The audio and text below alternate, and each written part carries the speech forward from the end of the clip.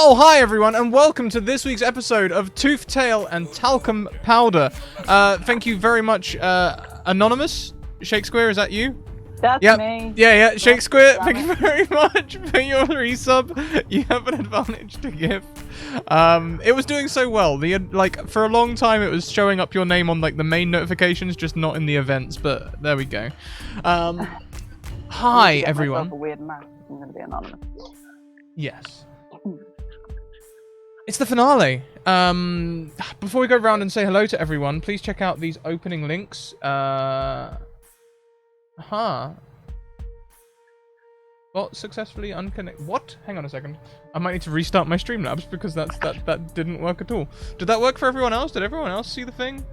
No. Okay. No. 2 seconds as I hope that my thing logs in properly this time. Oh dear, it's taking a very long time to load. Have I broken it? I might have broken it. Oh dear. Well, whilst that loads...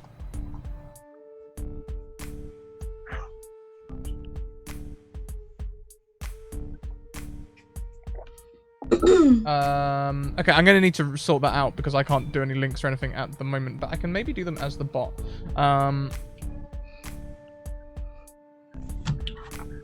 Nope, that's because it's a caster only thing. Okay, I need to go and relink my thing to my thing. So whilst we do that, why don't we introduce each other around, and I'll update everyone's Twitters and everything in moments afterwards. Let's Heavenly, is that big arms for start with me, or No, just big arms, I'm ready. Big arms, you're ready?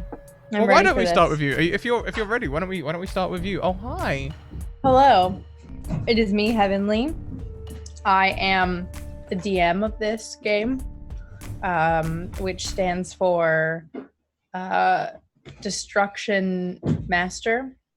I'm joking. There will be no destruction. I have crafted a happy ending. I'm joking. I've crafted nothing. We're doing it live. I don't know what's going on. It's all on you guys. Or is it? Have I crafted something? Who knows? Not me. Not the DM, which stands for Dunno Master. I think that was one of my most coherent introductions. It was very fluid, actually. I really enjoyed it. Really enjoyed it. Good. Oh, I guess I should say where you can find me because there are no links. You can find me on Twitter at that is my real name, THT that. I haven't come up with a cute way to say what my handle is yet because it's weird and it's hard.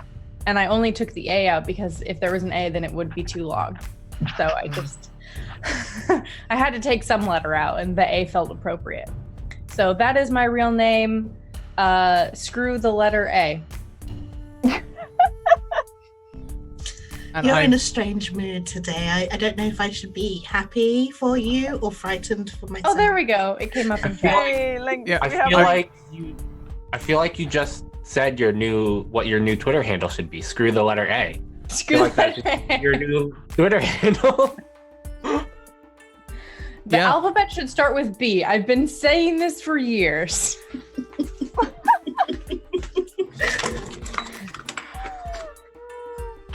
Is that just because? Anyway. Yes, the links are working again now, so all of the wall of text are in there. I'll just quickly mention our sponsors, Mage Hand Press and Burden Storm Publishing. You can find their information up there, and also I can now link people's names again. So now as we carry on around, and we go to Shakespeare. Hello. Hi, Shakes. Hi. So I am Shakes, also known as Shakespeare. You can find me on Twitter and Instagram at Shakespeare. There are only 2 E's. So it does look a bit weird, but that is my username because the other one was taken and I refuse to give up a really gay Shakespeare joke. I'm so sad it's the last episode. I'm all flustered because I'm sad. But you can find me on Tuesdays over on Penflower Inc.'s channel, which is twitch.tv/Penflower, where I'm playing a centaur actress who is very young and has no idea what she's doing. I'm also playing in a Monday night game on Hollow Tales channel, which I should know the address of, but I don't. You can find information on that on my Twitter, and I'm playing a pirate. I'm playing a Banter Black Tiefling, because who doesn't want to embody a living shadow who's very awkward and British? I'm very excited about today and also scared. Yep. Thank you, Shakes. I'm looking forward to this. I'm very excited. Next around, we have a Leonie. Leonie, oh, hi. Oh, hi, everybody. It is I, Glass and Gadgets. I don't know why I'm singing. It's the finale. Yes, so I am Leonie, also known as Glass and Gadgets. And when I'm not here, I'm over on my own channel, Goldheart Gaming, which you'll see me talking around in chat, where I just play other characters. But none of those games are coming to a close. No, just this one. And last night I was up very, very late, or should I say very, very early, and I don't know if I'm mentally prepared for this. So if I do burst out into tears, I'm fine. I'm really enjoying myself. I have completely enjoyed myself the entire time I've been here. Don't worry about me. Okay, thank you. Next around the table, we have the hastening to swallow Tommy. Oh, hi. Hello. Yes, I was like, oh god, I'm coming up next. Please don't choke. Hi. I'm Tommy. I'm Imperative Pengu on the Twitter sphere. I do tabletop RPG stuff across the interwebs, although after this game, I'm going to be down to just the game I run on Sundays on my own channel, Imperator Penguin on Twitch, for a little while. That's going to be a little strange, but it'll be kind of nice for a couple weeks at least. Yeah, I run those on Sundays. It's a Things from the Flood campaign with some awesome people and some really awesome absolute chaos. I play Asuka, our sentient armor dad in this game, and they have just found out that they were human once? Question mark? Think so? Yes? Not really sure how that works, but we're getting some backstory hints here. And I'm looking forward to seeing where this goes. Thank you. I also love how Malhadale in chat was also giving you crap there, like, Tommy, hurry up and eat. You're obviously up next to talk before you started. Thank you, chat, for looking out, I guess. That leaves me. Hi, I play Gerbil Kent. Gerbil is a misunderstood little goblin who's got a lot of heart and wants to look after his friends, but also burn things. Yeah. And stab people in uncomfortable places, like the back of a Volkswagen. Hi.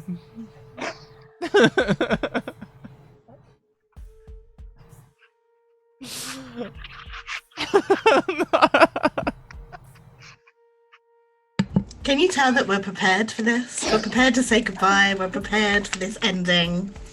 We are in a balanced and completely genuine place of true emotion. And now I've got Be Prepared from The Lion King stuck in my head. If anyone got that, that was actually a Mallrats reference, what I was saying there. The back of a Volkswagen thing. Sorry, I missed that one. Is Mallrats, is that like a British show? No, it's 100% Kevin Smith American show. It's I've so never seen- American. We don't even have like malls We in don't the really UK. have malls. Yeah, we have shopping malls? centres. No, we have shopping centres. And we have Pall supermarkets. Mall, which is a very different thing. mall rats. I thought you were saying mole rats. No, We also don't really have them. I don't think we do. We don't have mole rats. I think they're a Southern American thing. You have moles, though. We have moles. Moles are adorable. They're so tiny and ridiculously fast. They're so cute. Except for when they were in your lawn. I was gonna say, I'm Shells. pretty sure you guys have moles because there are moles in Redwall. So And also in like The Wind in the Willows and Animals of Farthingwood. And actually, to be honest, anything that has small British any creatures in British generally has a animal-based mole in it. literature has a mole in it. So I know you guys have moles. Really? Yeah, but we would like mole, you know, it's very different in my head. They're very mole, very different words. Yeah, they do Mole, sound very mole. different. Yeah. I'm not saying they sound I the thought same. you were saying bull rat as well, so I Yeah, but think this is like a It's an continental thing. American thing, don't worry. You can't hear the change of fluctuation. No, it really is. I'm not just Mole saying rat that. could also be a character from Redwall, which is just, you know, a barbarian rat who has a mole. No, Could you be. know what? But Yeah. accents are weird. I've recently found out that apparently the words caught and caught are supposed to sound different. Caught And everyone was making fun of me because I just say caught. And What? someone was like, Heavenly, you know What- those what words two are words Are different. you talking about a child's bed right now? Being caught like a thief? Or Caught. a place where you get arrested. Both of those. Both Caught. of those. Caught. Okay. Cut, So- caught, caught. They're both caught. Welcome. You get caught and you get put in the cot. We didn't. We're doing the pronunciation thing again, but we didn't start with Tommy. There's a name as well that we say that sounds like Erin and Aaron. Oh my god, that really messed me up when I was watching Criminal Minds because I was like, oh, okay, that woman's just called Aaron. That's unusual. And then like you see her name is E-R-I-N. I'm like, that's Erin. Aaron Yeah. and Aaron. I always thought of like AA Aaron is like Aaron, just like a downward sort of pronunciation, and then Aaron with an E is like Aaron, like kinda like Aaron. upward. Not quite as pronounced as I just said it, but Aaron. trying to make the point that it always feels more. pronounce it AA wrong. Anyway, this is definitely not what we're here for. It's clear that we're just not ready. We're not ready to prepare this. Let's just distract from the issue. Yeah, we're just like, Trying- we're getting to the emotion here. We're just like smoke mirrors. Well, then, AA Ron, since oh, I love that skit. That's we good. have procrastinated enough trying to perhaps to waylay the end, why don't we hand over to Heavenly for the beginning of the finale? The beginning of the end. Thank you so much. I just want to begin by saying thank you to those of you who have come on this journey with me. This was my first time DMing a campaign, and it was a lot harder than I expected. Mainly because I just like to do everything kind of on the fly, and that doesn't necessarily work for a story structure. So this was a learning experience for me. And I don't want to like get too emotional before we start, but I also don't want to do this at the end because I don't know. I just like to crank it to 11 from the beginning. That's the way I roll.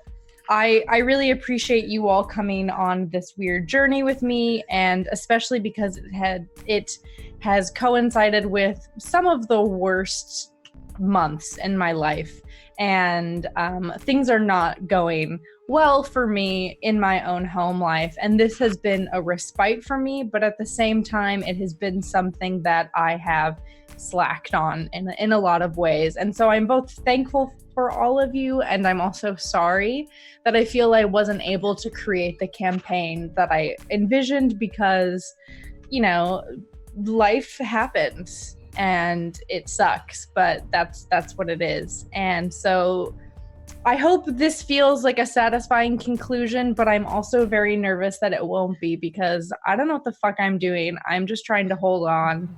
And I'm streaming from a basement because this is a metaphor for my life right now. You are so valid, Heavenly, and I've had so much fun in this campaign, and there's absolutely no much. reason you should apologize whatsoever. Like, I have a whole It's been the speech to best. say to you at the end, like that I've prepared today. So I'm going to save it, and Oh, hopefully I you will- feel validated afterwards. I will probably just sob because I can't believe this is over and I'm not going to get to see you every Thursday. This has been amazing. Oh, I do. I'm not prepared. I do like hanging out every Thursday. I like that we hang out every Thursday and then people just watch us hang out. Thank you for the bits, everyone. They're donating bits as well. Let's keep talking about accents and stuff. It's working. All right. Are we ready? No, but go Not ahead. at all. Let's go. But let's do it. The nation of Saslu was small by choice. Spinel, their newest queen, came from a long line of level-headed rulers who were interested in protection more than power. Unoccupied land was of little interest to the queens and kings who had come before, so long as their people were warm and fed through the long winters that covered their nation with snow and ice. As long as that happened, the nation could thrive. At the dawn of her 11th birthday, Spinel had been crowned before a small but adoring crowd of family and advisors, though her father had been unable to attend. Business had pulled him towards Jadir, a matter she would be made aware of upon his return when he officially ceded power. That had been nearly a week ago, and still he had not returned. Instead, he sent a letter and a book. The book was cracked with age, and the one-winged griffin who had delivered the package had been adamant that she wear gloves before touching the gnarled leather cover. Alone, except for the watchful gaze of the griffin, Spinel read her father's instructions with the carefully blank expression of a queen. And though it took her the night and most of the next day, she read the book, cover to cover, twice, taking a break only once. She allowed the griffin to remove the book and himself from her presence before she summoned her attendant. "Please," she began, "tell the summoner I am on my way. I am needed in Jadir."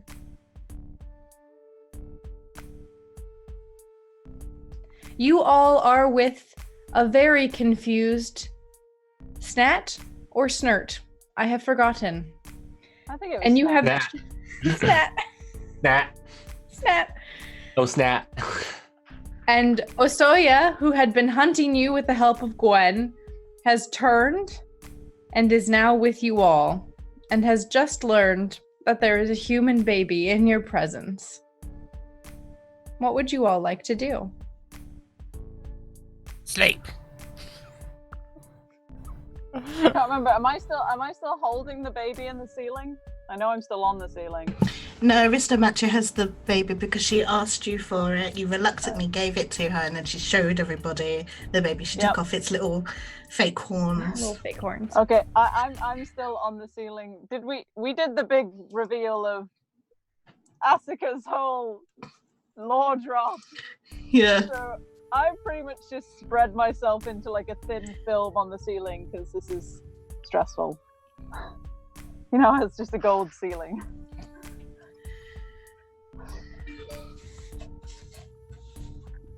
I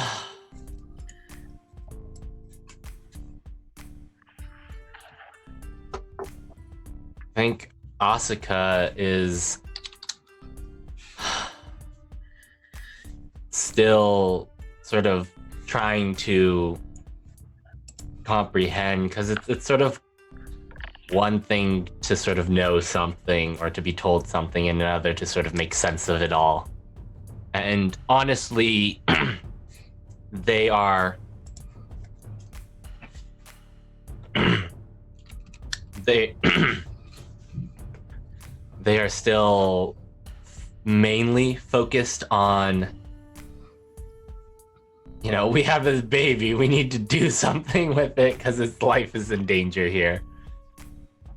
So I think Asuka will sort of write down and ask, do you know where there might be more humans? Show it to Asia. Asia reads your note and is quiet for a moment as she looks at the baby. And she reaches a hand out towards the baby as if she means to touch it, but at the last moment kind of pulls it back and folds her hands behind her back. She pulls herself to attention. No, I don't. I had been under the impression that when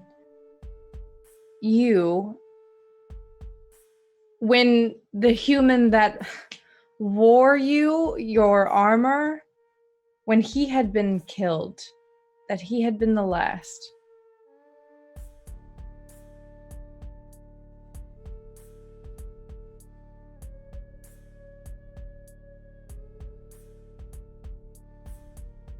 There.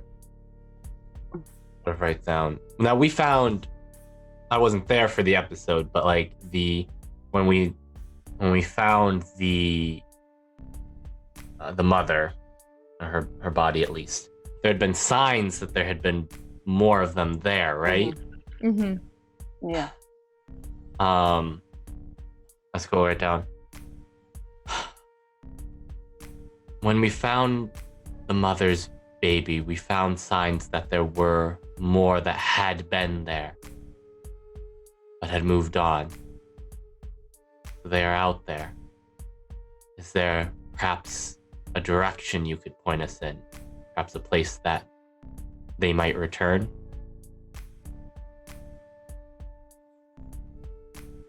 We could go back to the monastery.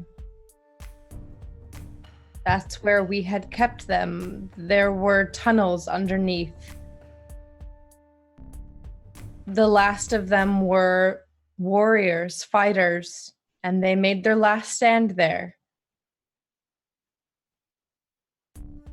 It was my mother who told the king where you all were.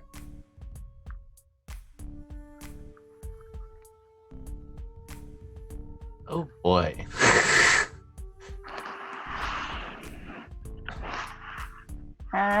Just which king? There are a lot about apparently. I'm just checking. Bluebeard. Oh no. Okay, thank you. She looks up to you, Mr. Blobby, and kind of smiles and says, "Do I make you nervous? Do you feel that you cannot trust me?" Both yes, but everything makes me nervous, so that's not really a you thing. The second thing is kind of inescapably a you thing, but the first thing isn't a you thing. Probably.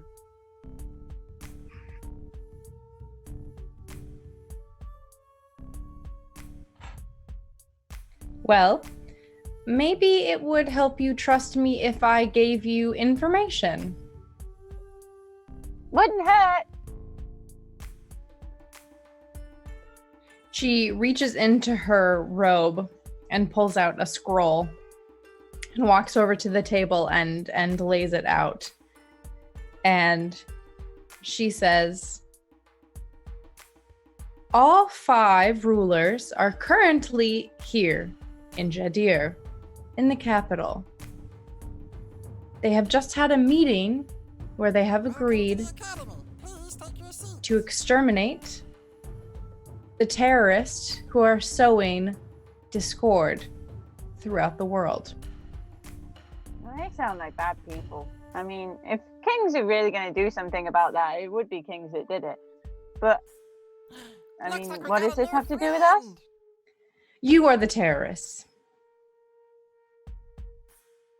And, like, Mr. Bobby just coalesces, like, above the table and kind of drips down. It's like, one more time?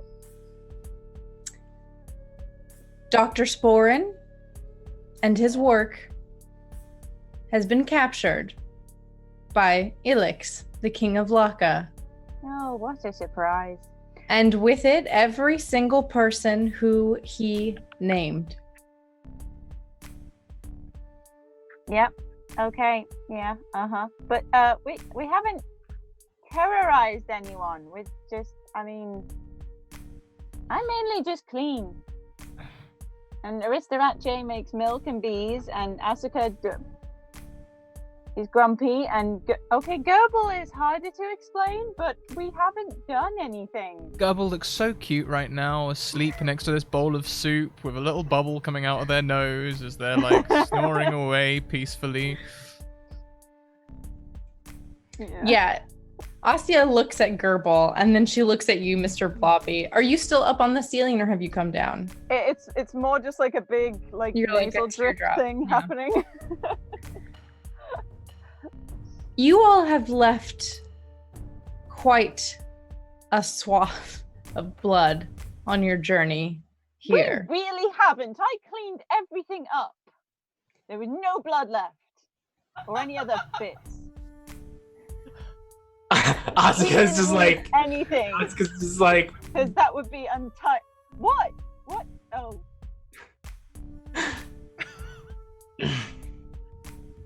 Just Perhaps I am speaking too literally. Or too metaphorically, and I should speak more literally. What happened to the druids that were sent from Laka to investigate the caves that Dr. Sporen had noted in his research? I don't know what druids. I don't think we know any druids. I wouldn't know a druid if I met one. I mean, are they covered in leaves? Is that how you tell which one a druid is? She looks unimpressed with your ramblings.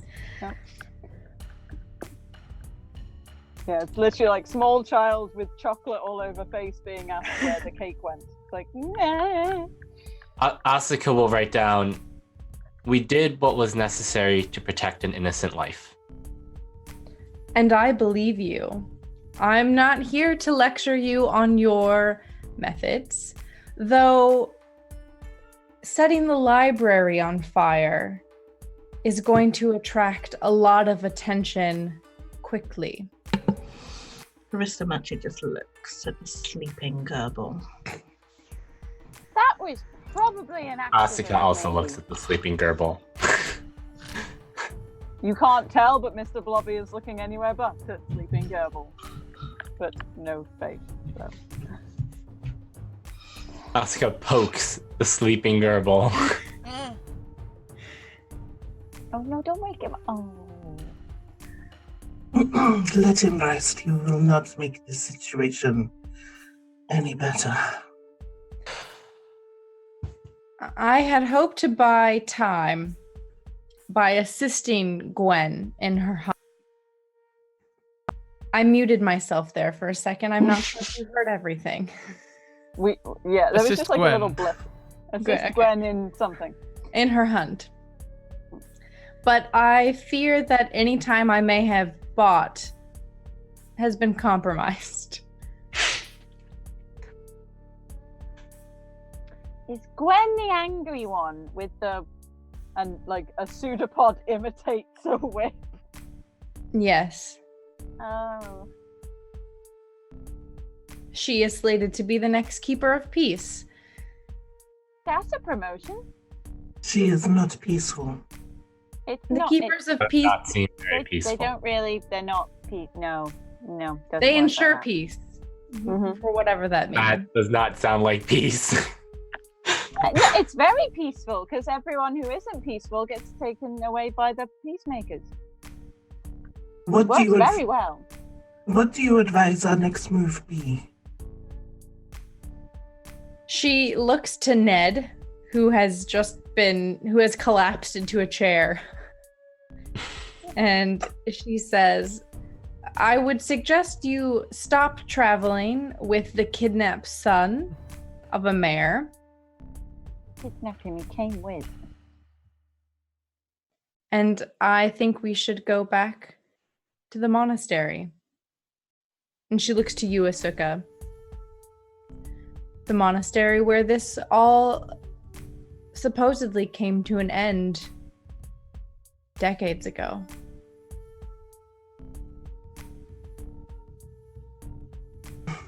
Is Snap still in the room? Yes. Is he just He- standing there taking this in? He's just standing there with his like mouth open, staring at the baby.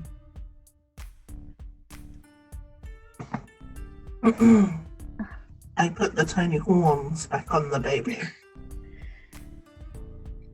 I move across the ceiling to just be a blobby chandelier above Aristomache.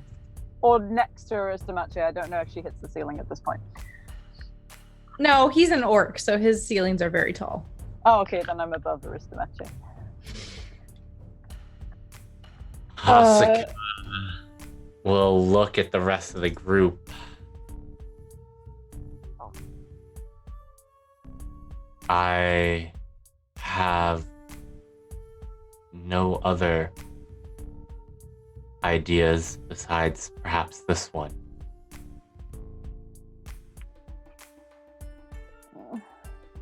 What choice do we have? I agree that we should probably make Ned safe with, and not drag him around anymore, because he seems to be just causing all kinds of problems for everyone involved. But I also don't think that if we just leave him here, he'll be okay. I could torture him. Don't say it quiet, Nick. I'm not in front of Ned. When you say that, Ned is like, what? No. Oh. Why would they? I didn't even do anything. Oh my god. Ned. Asuka will put their hand on Ned's shoulder.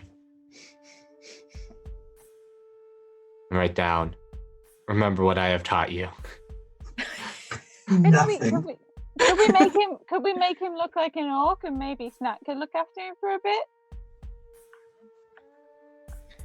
Snat kind of comes to when you say his name, and he looks all of you over, and he says, I have a daughter. I don't know any of you.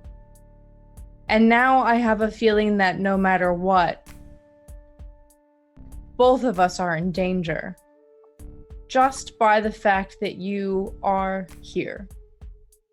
Is that about right? That's what we told you. Yeah, kinda. But you also invited strangers to your home. And Well- strangers who look like us. Pretty strange. I thought I was doing the right thing. You are. Yeah. Sometimes the right thing is the hardest thing.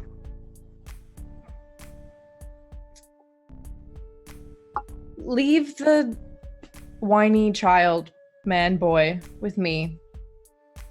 I assume that the lockdown that happened before the library apparently caught on fire, and he like gestures because he had no idea that the library had caught on fire, so he's kind of like, before the library caught on fire? I assume that the curfew that was put in place had something to do with you all. Wasn't involved.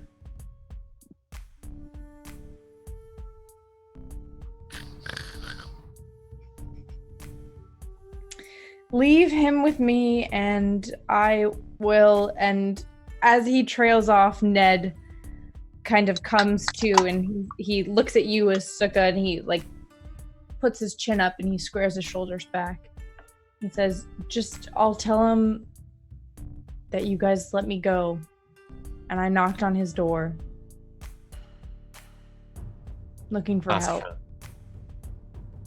Asuka will nod and look at Snat and write, yes, perhaps it would be best if you were the one to bring Ned back, rescued from his kidnappers. And Ned, it would perhaps be best if you claimed you were kidnapped. No. But like, my dad has to listen to me when I tell him the truth. Your dad may not want to hear the truth, especially when it involves humans and the 5 nations. Asuka is right. What is important that you are safe, that your father is safe. We can handle ourselves, but we must see this child, this Taruf, safe first. Okay. Mr. Bobby's gonna like drop down next to Ned and just encase his legs in a goo hug. He kind of like puts his hand on the top part, which he might assume is your head, and kind of pats awkwardly. Okay, I'll tell him that you were traveling. Where? Let me at least give them a direction. Send them the opposite way. Tell them the truth. Because if they detect lies in you, well, we won't talk about it. Probably hurts. Lots of hurt. Asuka will nod in agreement with Restamachi. It may not feel right, but now you must think of yourself. And know that we are fine. He nods. Oh, and make sure to brush your teeth more than once a day, because I've been kind of taking care of that while you sleep, and you really need to look after yourself a bit more. Some of your clothes are a little funky without my help. Just like still engulfing his legs, just like. Meh. Well, when all of this is over, you guys could come back to Serenity Pass anytime you want. I like that. Asuka will nod and, right, of course. That's probably not how this is gonna end way. And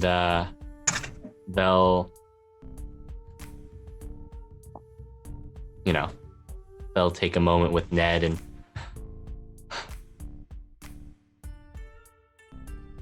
write down, be good, Ned, and be brave. We should not languish here, in case we are caught. I can carry Gerbil. I'll carry him like I carry the baby. Asuka will look at you and then point at themselves. And then like cradle Gerbil. Gerbil, do you wake up as you get cradled by Asuka? I don't know. How gentle is Asuka being? Oh, well, they'll cradle you and then toss you over their shoulder. Oh. Like, whoop. Just armor right to the solar plexus. Yeah. What's going on? We are leaving. Say goodbye to Ned, Gerbil. Be nice. Bye, Ned. He kind of sits down back at the table and looks at Snart. Snat. That. I keep forgetting my own characters' names because I give them wild ass names that I just come up with off the top of my head. And then he looks at you all and says, "Thanks for giving me a really cool adventure that will shape my last young adult years and will perhaps make me into a better person or something, I guess." It has been fun. I wouldn't say that it's been fun. It was really scary. I almost got eaten by a Hydra, and then Asuka put rocks in my backpack at some point. But it's been something that I would do again. Educational fun! As this is happening, Asya goes over to the window and very gingerly pushes the curtain aside and looks out and says, "It is dark enough that we may be able to get out of town safely. Do you all have mounts?" Nope. Not anymore. Nope. And some of us are quite slow. Not going to say who it is, but some of us are not fast. Well, I don't think it would be wise for me to attempt to steal ours. They're over near the guard encampment. You might not be able to steal them, but we're already terrorists. Why not go the full hog? Gerbil? Well, there are a lot of guards there. I mean, do you want to get in a battle before we try and leave? Isn't the point of this to leave quietly so we can get a head start? Just vibrating nervously again. Have you ever seen me stealing a horse? Asuka will shake their head. Exactly, there's a reason for that. I think you underestimate yourself. Snurt will kind of begin to walk towards the door, hurting those of you who haven't made your way, and he'll put his hand on the handle, and just as he's about to open it, he'll say, there may be a... What is a person who owns a horse called? I was just about to say horse-smith. Ostler. An ostler. O-S-T-L-E-R. It's weird. There may be a horse salesman.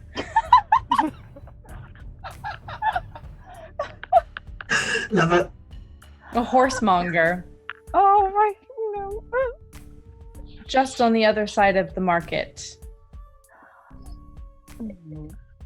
We are known for our show ponies here, so I don't know how far they'll take you, but might be something to consider.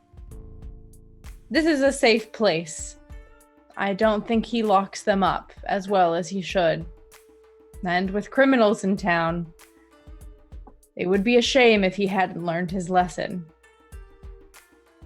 And then he'll open the door and wait silently for you all. Does that mean you're a criminal now, Asuka? Technically, yes, because we are terrorists now Asuka, by the law. I mean, they've already killed a lot more people than I have, so, you know, I'm a criminal. Asuka will write down. If there is one thing I have learned from you, Gerbil, it is sometimes you must break the law to do the right thing. Yeah! Just avoid burning down libraries and other buildings in the future, please. I didn't like It's a doing really that. nice library too. It was a really nice library, but we needed a distraction and it should burn for days. There were loads of dry old books in there. Oh no! Wow. So much less knowledge. Asuka. Before Asuka heads out, though, they will hug Ned briefly. The pat on the back hug, and then they will leave. No, he takes that hug to the next level. You go in for the quick hug, and he just throws his arms around you. Asuka just does the awkward back pat until Ned lets go. God, he's such a dad. It's killing me. You're killing me, souls. Oh my god.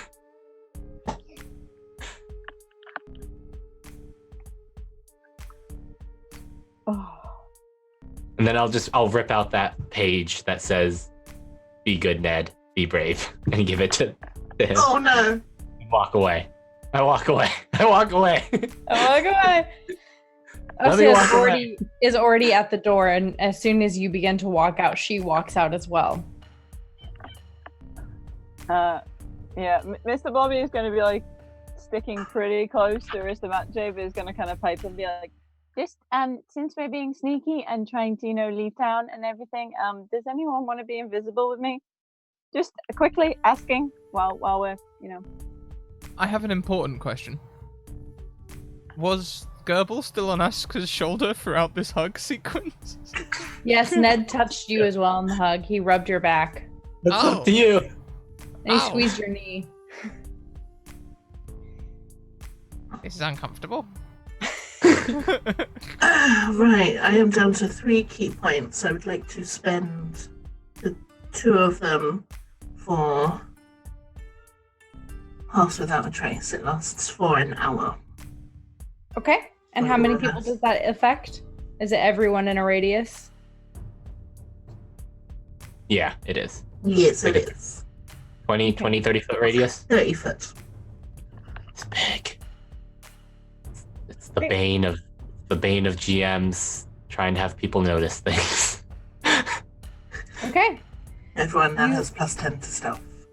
Asuka will nod to Mr. Blobby and point at themselves, and because they are not the best at stealth, perhaps being invisible might be a good idea.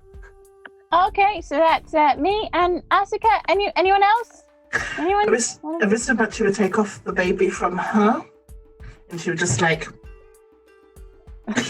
fix it. Subsume. Yeah. Mr. Blobby takes, weird egg form again. So hold on, let me just check. Baby carrier form. Assume baby carrier form. Asio watches as you guys, as you, Aristomachi, manhandle this baby and, push it into the glob, and she says, what are they like, human babies? Noisy, hungry, Squishy, smelly. pink. What? Yeah, really, smelly. I don't have a nose, and even I know when it's time to cast prestidigitation. But then sweet, I guess, as small bone-having younglings go. Well, we have a hard ride ahead of us. Perhaps then you can tell me where you found a baby and how this all started. Sure. Let us set off.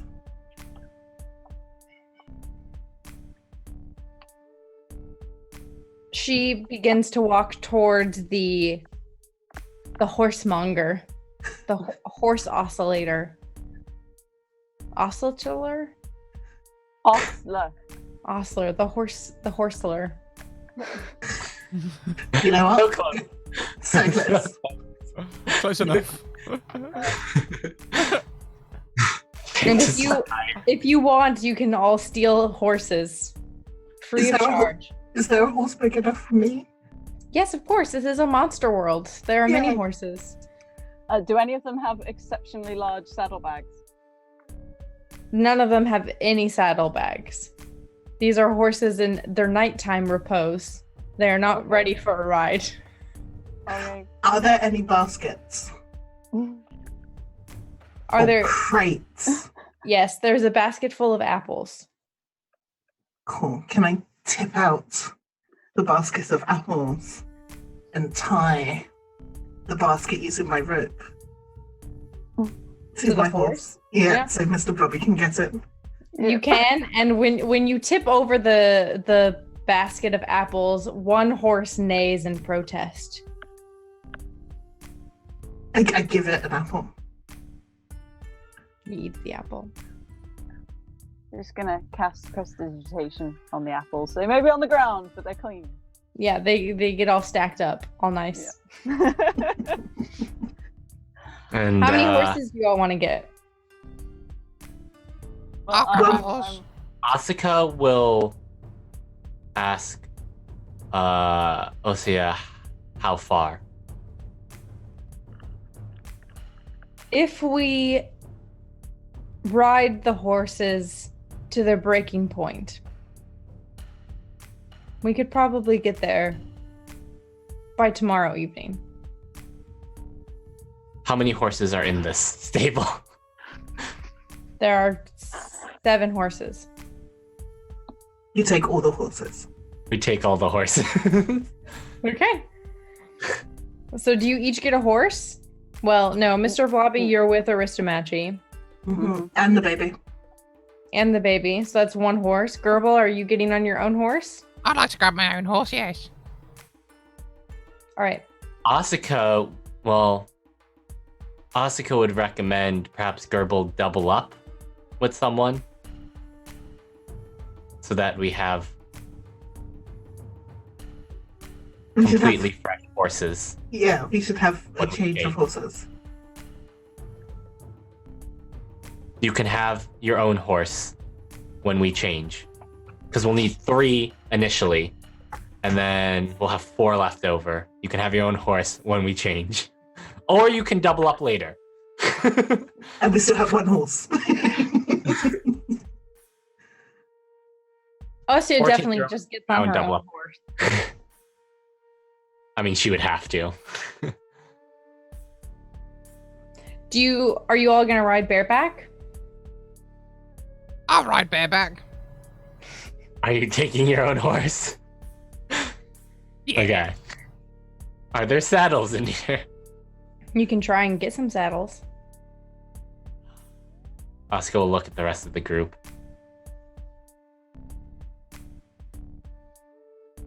There's actually just Aristomachi and Osea who, in terms of saddles. You are muted, Leonie. Oh, okay.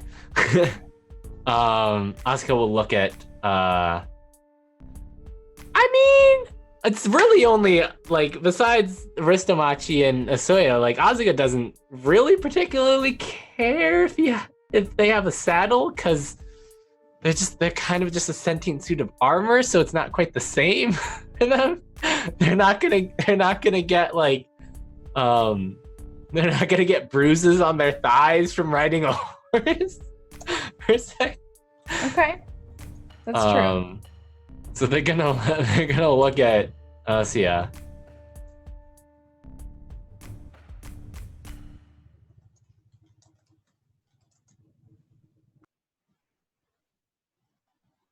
Okay, you look at her and what? She looks at you. Asuka will motion towards sort of like make a motion for a saddle on the horse. She's already sitting on the horse. All right, Asuka will look at Aristomachi. What am I doing? Ask if you need a saddle, or are you fine bareback?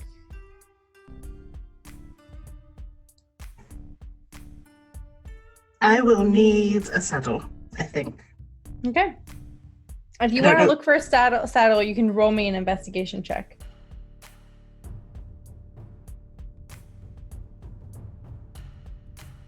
Whoever wants to look for a saddle, I mean, you can all decide. Asuka will look for one. With their -1 investigation. That's a 9. So close. Does anyone else want to roll an investigation check, or is Asuka looking by himself?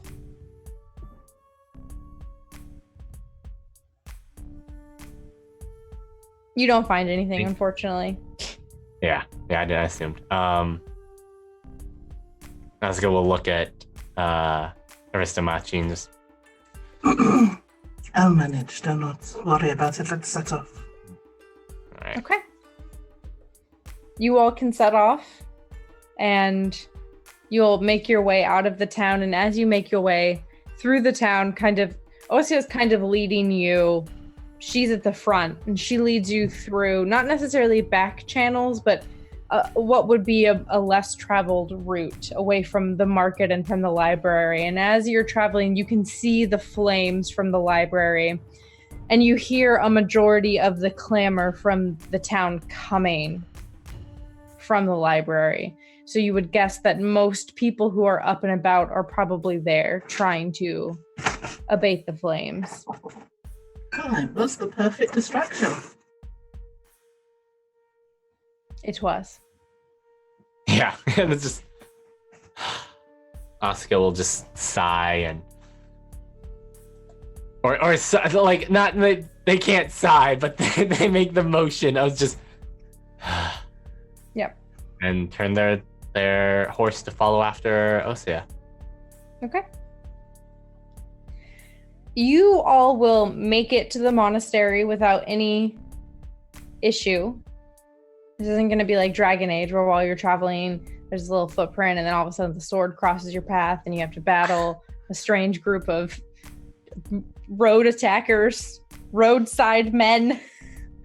Let's attack this heavily armed and most likely magic group of people. This sounds like a great idea. Just waiting in a bush, just waiting for someone to come by, and they're like, the next person. They're wearing full plate armor. That looks dangerous. I'm going to attack this whole caravan. So if there are any conversations you want to have, any questions you want to ask or anything, Osea is going to ask you all about the baby. Aristomachi will converse with her about what she's been feeding it, the noises it makes, the cute little things it does, how it's starting to learn how to stand. Aided, of course. I haven't been around many children in general. I was the only child at the monastery growing up.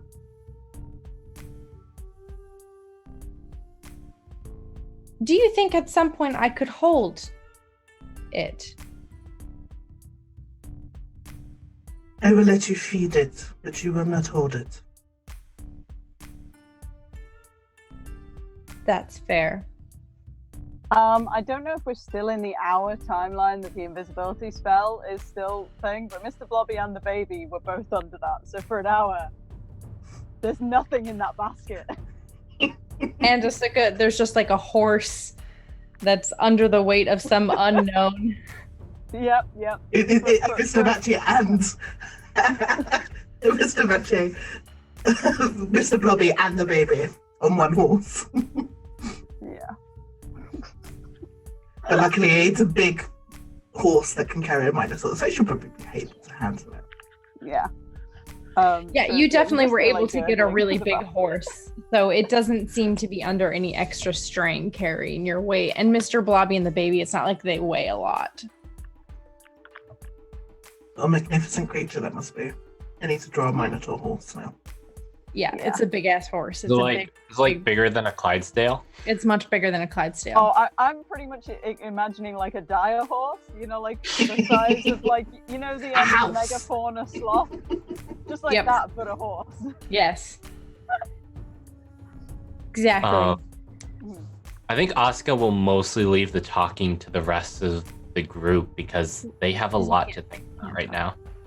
Well, yes. Also, very difficult to write and ride at the same time, and also show it to someone who needs to read it while writing. Especially when you're invisible. I don't know how writing would work. When Well, I you're mean, it takes invisible. us what, a day and a half to get there? Yeah. Oh yeah. Okay. So at some point outside the city, I become visible again. Yeah. Same. And we but- get noisy. Yeah, Yeah. but mostly Asuka is just sort of like they've just got a lot to think about right now. Yeah. Are we What's just stopping going to for keep rest at any horse? point? I mean, at some point you will have to stop, but whether or not you guys want to do a short rest or a full rest is up to you. Arista Match is going to get tired soon, like she's pushing that exhaustion. Okay. Do you all want to take a full rest? Arista Match, you have it. I'm immune to being exhausted, but I would really like my sorcery points back. Then you're gonna have to take a long rest. Yeah. Mr. Blobby would pretty much subscribe to what everyone else wants to do, while also like checking, like making sure the baby is not not sleeping because we're on a moving horse the whole time. Although I make for very good cushiony material, so Could Mr. Blobby not sleep in the basket? probably not while holding a baby. Okay, cool. Yeah, that's not a good idea. Mr. Blobby doesn't sleep. Yeah, and I mean, this Alright. basket is just tied to the horse, so I imagine it's kind of like being thrown. It's not going to be a gentle ride Yeah. since it wasn't, built into the horse. So it's kind of like, Actually, could I take a long rest while in the basket, seeing as I don't sleep? Because I'm in action. I'm not doing anything apart from holding the baby. yeah, I mean, since you don't need to sleep, I will allow that your long rest can happen during the ride. And Asuka, you as well, because you also do not sleep. And so riding the horse, while it is a bit strenuous, at a certain point, you've all ridden before, it is a bit of muscle memory. So the two of you, I will allow long rest to occur mid-ride, but for Gerbil and Aristamachi and Asya, who also would need a rest if she were to recharge. How far from the city can we get before we're literally dropping on our feet? You could do a full day because you rested right before you got into the city, so you were only even there for a couple of hours. So you could. We were you only could there do for a like couple hours and we sowed absolute and you- discord. yeah, definitely. Only there for a couple of Chaotic hours, and we few hours. destroyed one of the major city, landmarks. That's great. I'd say you could do like a 16-hour ride, probably, and then I mean, at that point, Yeah, and I think Asuka would Perhaps I think Aristomachi could perhaps like get some like I know that it is possible if you are very tired to sleep in the saddle. And Asa could sort of like lead your horse during it if you ever get like tired during that long stretch. But eventually I think we do have to take you have to take a long rest. Yeah, let's go for the full 16 hours, like the brink. And then I think that 16 hours, horses travel like what, 30 miles an hour. We've done some really good distance. I think we could sneak in 8 hours.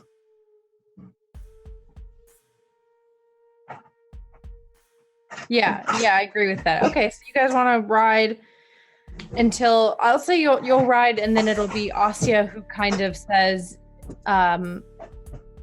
we should camp for the evening, allow the horses to rest and switch mounts before we head out, and we'll make it there by tomorrow evening. Mm. And I think Asuka will take first watch that night. Okay. After they write in their journal. What do you write in your journal?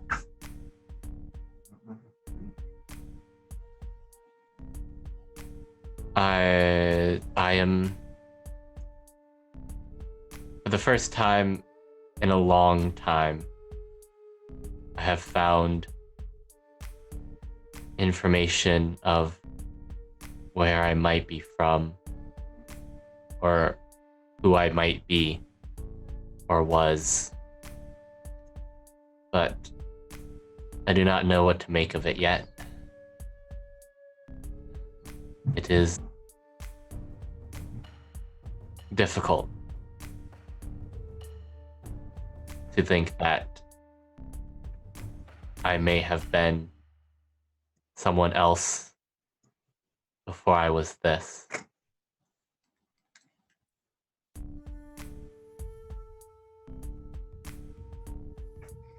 Osio watches you write. Oh, sorry, continue. Oh no, I think the rest is just there. I must focus on getting the baby to safety first. And then maybe I can worry about myself.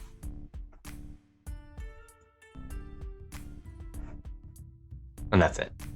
Osio watches you write, and as you come to a conclusion, she's sitting by the fire, taking a lot of the watch with you.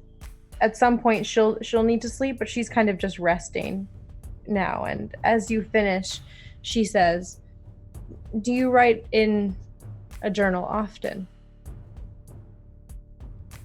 Asuka will take out the flip book of conversation, and ever since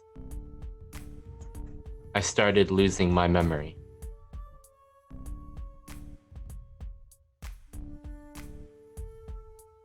When did you start to lose your memory?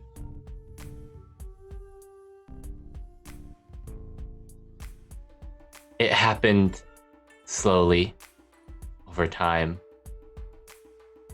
At first I thought that I just wasn't remembering something. But about a decade ago, I forgot where I was going.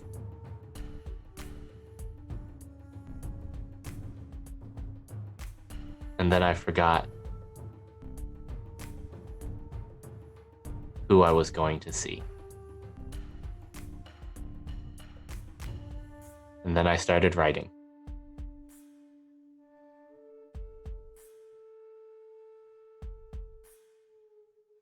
Do you remember how long you've been traveling for?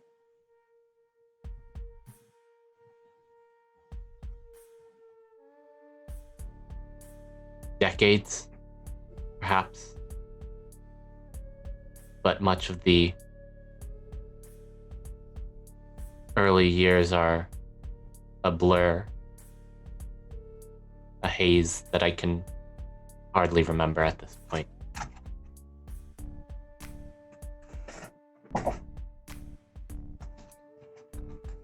Do you remember any of our time together when I was little?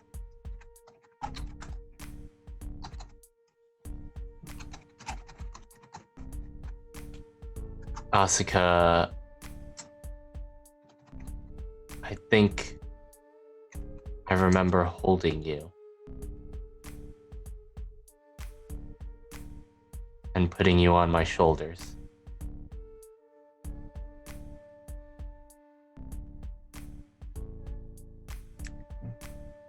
I never knew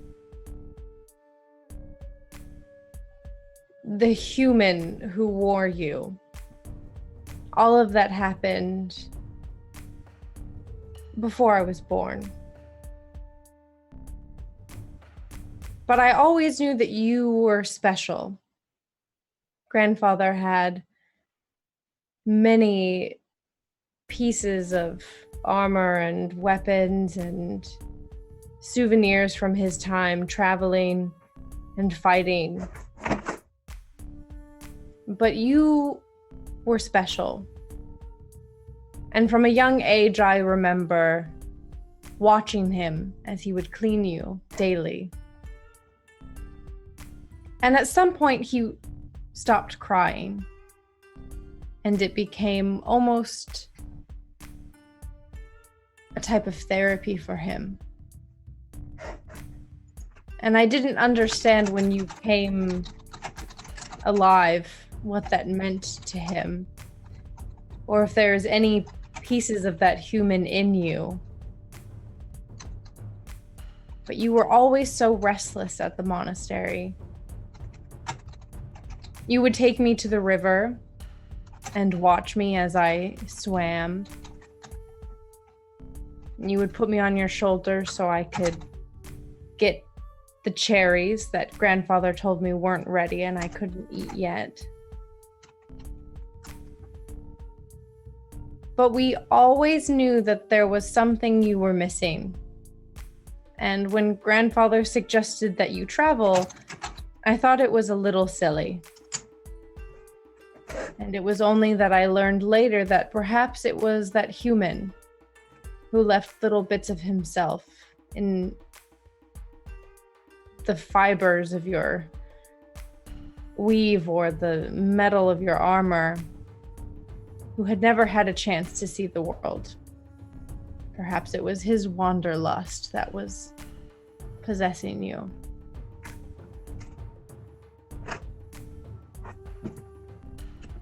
Asuka, all right.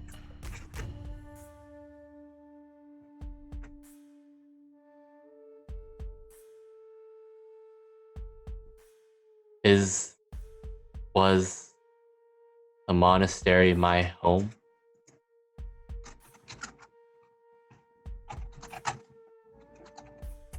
It has always been your home. Do you mean the human?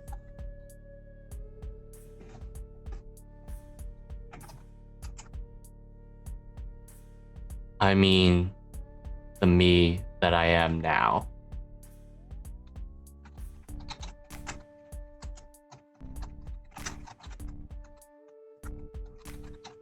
I don't know what you remember of it,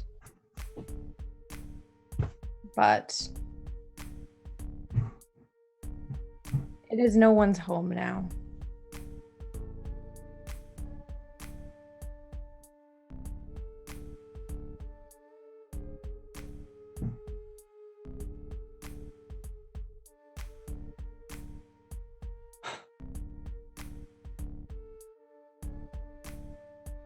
Well,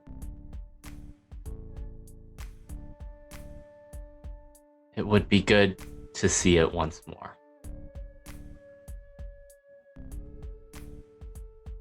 And I think that's all Asuka's really got for the evening. As they also try to keep watch. Yeah. As you say that, write that, she nods, and after maybe like 30 minutes or so of silence, she walks a bit away from the fire and lays down to go to sleep.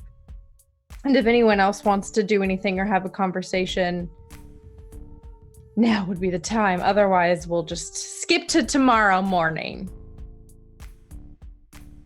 Do we stop to rest? Yeah, you've all stopped to rest. Cool. Gerbil won't say much until he's rested because he's tired. He's got 2 levels of exhaustion. He's tired. You're like falling over in your saddle the whole day. Well, no saddle, so I'm on... Oh, yeah. That's maybe part of the reason why he didn't pick up a saddle, because otherwise he may well fall out of his saddle asleep. Yeah, you can rest like as soon as you all stop. You can be like the first thing to sleep.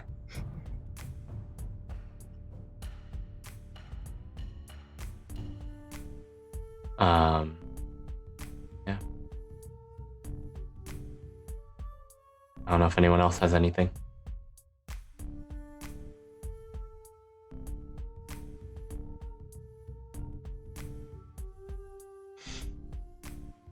I'll be getting them good Z's.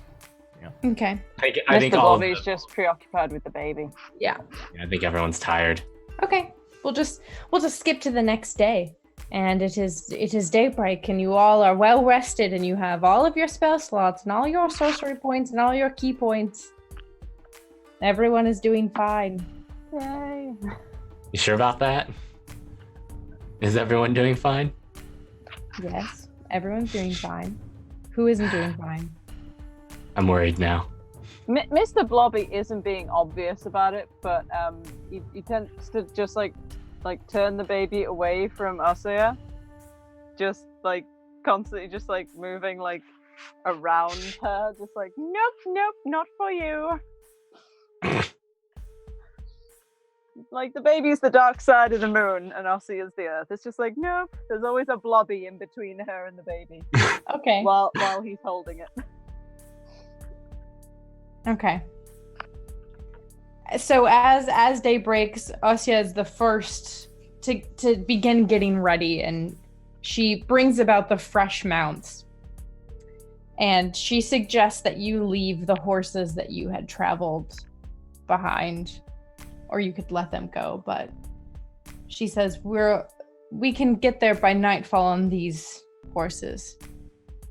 It would be best if we didn't come in with a full complement. Asuka will agree and leave the horse that they used the night before behind. Okay. And again, you all can make it easily, unless you want to say anything or have anything happen during the ride. You are able to get there without any issues. As you were riding away from the city, so Jadir has lots of unoccupied land because they've put so much of their infrastructure and budget and population kind of in these mega cities that they've concentrated throughout. And so there aren't like small villages really this far south.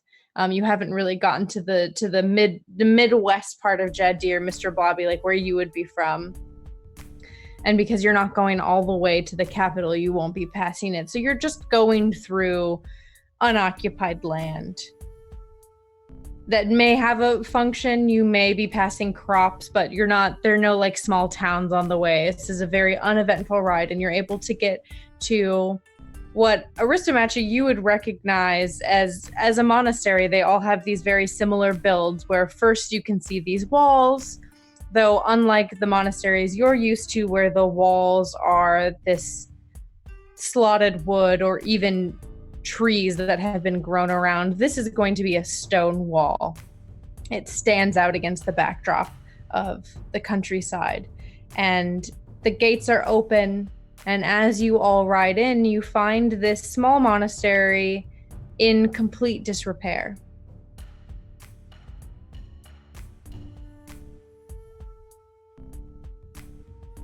And as you ride in, Asuya takes in a deep breath, and she says, I haven't been here since I was a teenager. when I left for Fraga, I didn't think I would ever be back.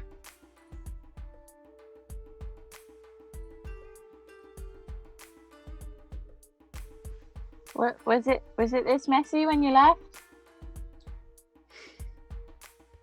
Not quite this messy, but we had failed at our purpose, and grandfather maintained it for many years after the last human was killed. Perhaps out of stubbornness, I don't know, but when Asuka left, there was nothing left to protect. And slowly, those few who lived here left. And I was the last.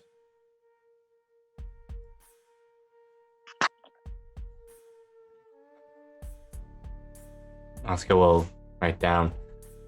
You have an idea of where we should go from here to perhaps find those that do remain.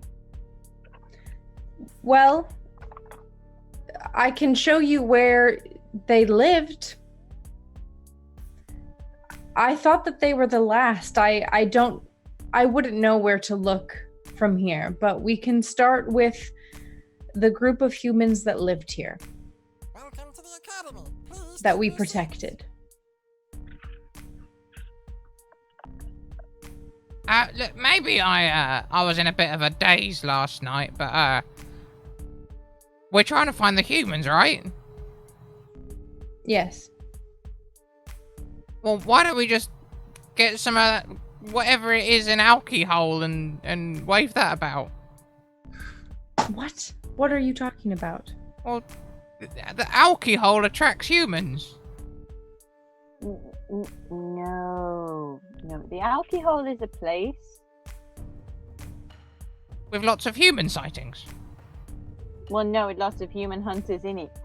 I don't know if there's lots of human sightings there. Oh. Have you got sunstroke? Were you wearing a hat when we were riding? I couldn't see over the basket.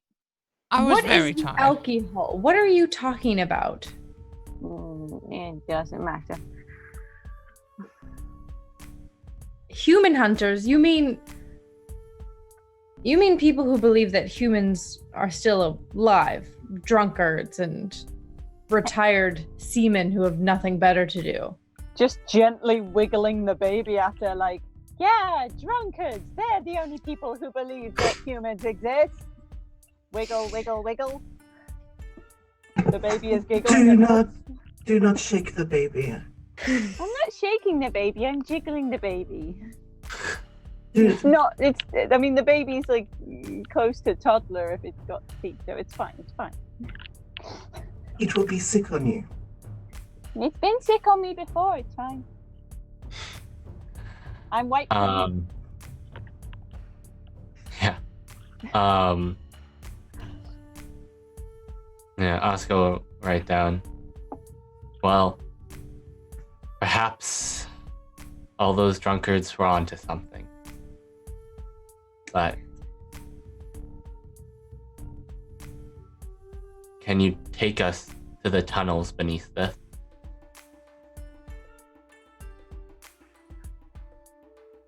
She nods. And I would like everyone to make a perception check. No.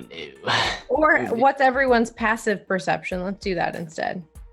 11. 15. 17. Okay. Herbal? I rolled a 20 as well. 11. Okay. And Asia's is also 11. So as Asia begins to make her way towards the structure of the monastery where the homes would have been, or the rooms and the main building, Asuka and Aristomachi, you hear the sounds of footsteps. Or rather, you hear the sound of hooves on the ground. I would like to take a hide action, please. Okay. Since this place is in disrepair, I imagine, like, rocks tumbled over rocks and stuff. So is it like right outside the doors to the monastery, or About is 30. it some distance off? Sorry, what was that? Yeah, within the walls of the monastery. And Aristomachi, what were you rolling? I'm sorry. A stealth check, it was 30. Okay, 30. Well, yeah, you are stealthed. What are you doing? Are you trying to like hide behind something? Yeah, I'm trying to like make my presence unseen, but also try and see who's approaching, maybe get the jump on them in case they're a threat. Okay. So as you all are walking towards these buildings with Osya in the lead, Aristomachi, you are able to kind of disengage from the group and press yourself against the wall and kind of become one with this disrepaired structure. Asuka would like to go to the door and try to peek around and see if they can get a idea of who it is. Okay. Why don't you just roll a perception check? Alright. Can Aristomachi and Asuka make any motion or indicate that they've heard anything? Asuka would, as they move to the door, they would probably give a quiet motion. As they move to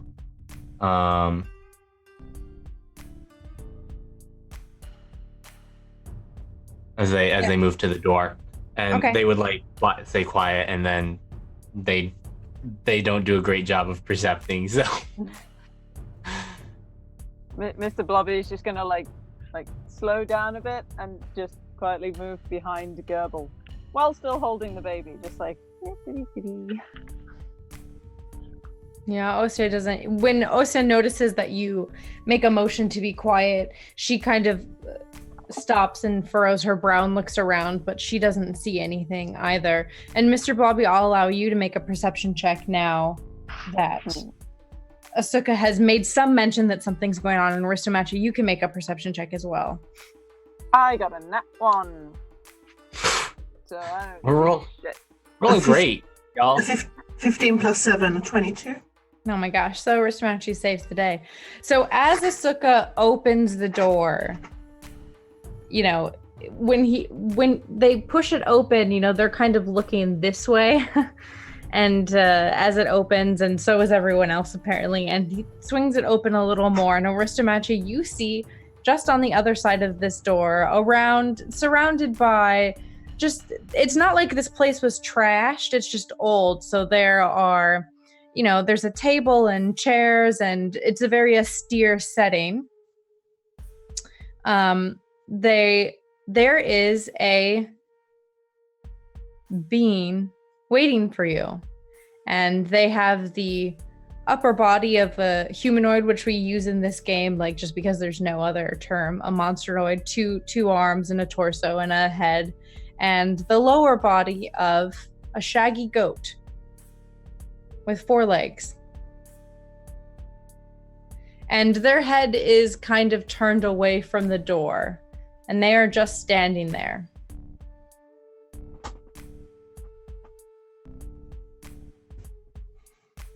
Is it possible? I would say with Aristomachi traveling with Asuka so long, is it possible for me to just very basically sign that someone is there? Mm-hmm. Because like we're just opposite each other, right? Yes. Yeah. Let's have Asuka make a perception check. I'll give advantage because I'll say that you all have traveled for so long, you've worked together for so long that you do have symbols, but it's whether or not Asuka would be looking around since they were just actively trying to perceive the presence of someone. So you can make it with advantage, but... Okay. 20.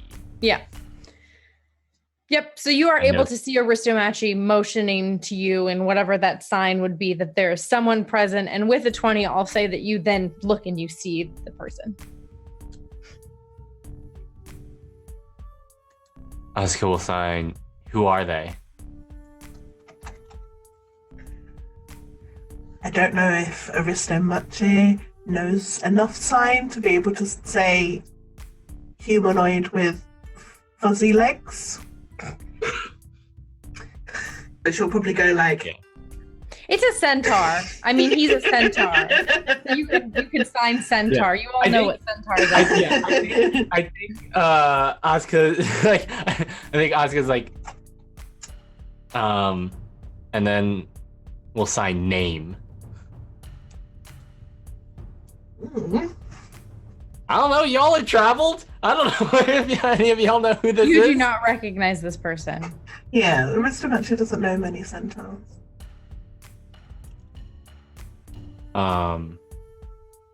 He does not Actually- appear to have noticed you. So It make the is- sign for trouble. Do they look armed? No. She will reluctantly shake her head and you know your motion of weapons down. Yeah.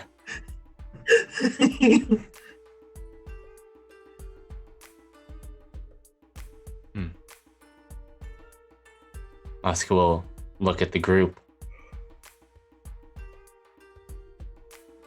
I'll have Osia make a perception check now that all of this has been made aware to the public of the group. What'd she get? Where's my roll 20? She doesn't know what. She doesn't see anything. You're blocking her way. How Mr. terrible of us. Mr. Blobby is going to basically like, because he's like hunkered down in like a weird tubular kind of way behind Gerbil so that he can hide behind Gerbil. So he's basically just like a long sausage of goo with a baby at one end and Gerbil stood in front of the other end. And we'll just cast message and like whisper really quietly, like almost like Gerbil will almost hear it like into his back, just to Aristomache, just like, what is going on? Do I need to like run away with the baby? And is this Osia's fault? You can reply to this message. I rolled for Gerbil to see. I did a history check for him because that's what I was going to have him do, but he failed. So. Okay, so it's like a reply. Do I have to think it, or do I whisper back? You have to whisper back. Too close. I don't think anyone can hear that whisper if it's message though. Wow, and yeah, this guy. no one can hear me. Okay. Alright, then Mr. Match will agree like there is a centaur inside. We are just assessing the situation. Would I know? Would I know what a centaur is? Could be. Yes. Would I know why it's here? Arista actually will gesture to Asuka and be like, I can get up behind them. Are they 60 feet away? Yeah. Excellent. There are shadows. Asuka will motion. Perhaps, if you are okay with it, you go first, find their intention. If it goes bad, we will surprise them. There are no All right. shadows in the room. They're inside. Not even that own shadow? Well, where is the light source coming from? Well, if it's dark and it's all shadow, then I should just be able to be like, no. Okay, fair enough. Fair enough. Okay, there's a shadow. Alright, yeah, I would like to use my shadow step to melt into the shadows and then, of course, appear behind this centaur. Behind them. Okay. Mhm. You appear behind him and he goes, "Ugh!" And he turns around and clutches his heart. Ugh! Goodness. Whew. Startled me. Whew. Very scary. You must be Aristomachi. Yes, I've heard much about you. Your description is fitting. Tall minotaur. Hard to miss. And who are you?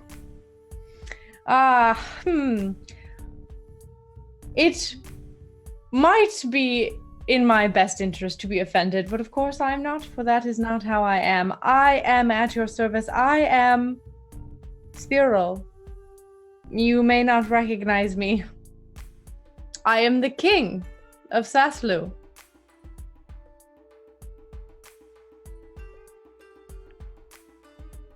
What is it that you want? Why? To speak to all of you, of course.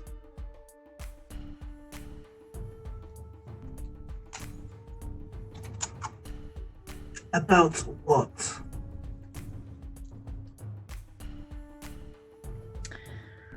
Well, I do have to admit that I did not expect this to go this way in my head. You see, when we originally drafted the treaty all of those years ago, I had assumed that would be the end of things, but I have been made aware through the rather aggressive messagings of my fellow rulers that some of our humans may have escaped.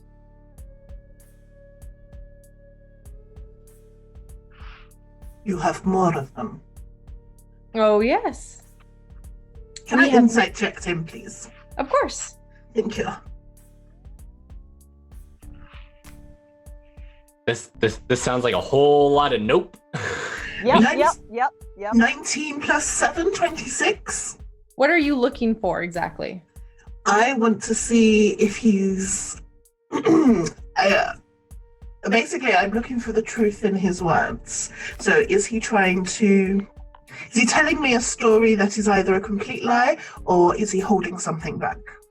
I'm looking for cues that this isn't the whole story. Okay. He's not lying. I will say that you are able to ascertain that he is speaking to you as if you know more information than you do. So it's not that he's holding information back, it's that he is under the impression that you are working with a complete picture and that he is speaking to someone who is also aware of what's going on. Right. And as you're looking at him and trying to ascertain his truth, he will say, I have come here at great risk, and they do not know that I am gone, and I would like to make it back before lunch, which I was told is going to be exquisite. Bluebeard spares nothing on these gatherings. So it would just be in both of our best interests if we could take care of this rather quickly. How many humans are you traveling with? Wow, that is gorgeous. 11. Thank you, you guys. You say 11? Mm-hmm. Oh my, that is so many. We will have to double check everything, I suppose. Such a shame. Well, please, if you would, I can use my summoning stone to get them back within the confines of Saslu very easily. How did your humans escape? Well, they have become comfortable. And I suppose with it, they have forgotten what happened the last time. Are you keeping them in some kind of zoo? What? No, Wait. Are you not all the terrorists who have been murdering those who have tried to kill the humans? I thought that's what you were. I thought that's why you were coming here. Is Asya with you? Asya! Asya! And she's like, oh, it's Spiral. And she kind of pushes her way through. And Asuka will hold out a hand and look at Asya. there is a lot we need to discuss. Spiral, they don't know anything about where they have gotten the human. The minute Ostia moves forward, by the way, Mr. Bobby's going to cast invisibility on himself and the baby again. Okay. So it's just Gerbil. Gerbil's just stood there, nothing behind him. Okay. And Asya will rear back so you're not touching her, Asuka, and she'll again put her hands out and she'll say, Spiral came to me not too long ago, and he told me that they had provided refuge for humans in the past, Saslu. And that if the rumors were true that there were more humans, they would welcome them.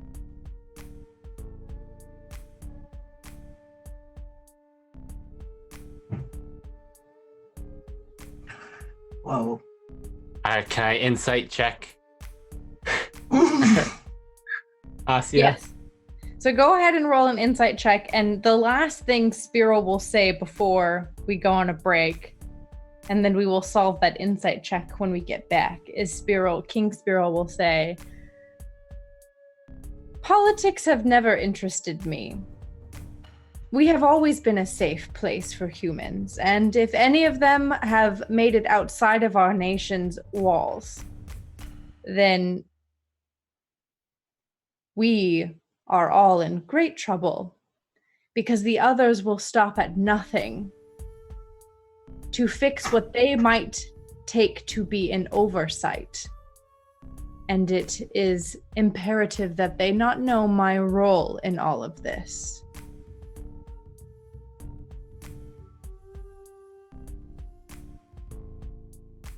And why don't we take a quick break? Yes, so indeed. heavy. Oh.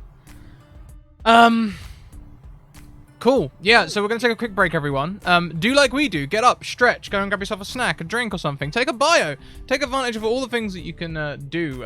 Maybe also try and, work out how you feel about how they're talking about a human zoo prison thing. No one said human zoo prison. We're assuming human zoo prison. That's Our humans. He said one of our humans has got out, and it's like, Yeah. Oh, the peacock's loose. Yep. Possessive pronoun. Yep. So, yes. We'll bring up the break screen now. We'll be right back. See you shortly, everyone.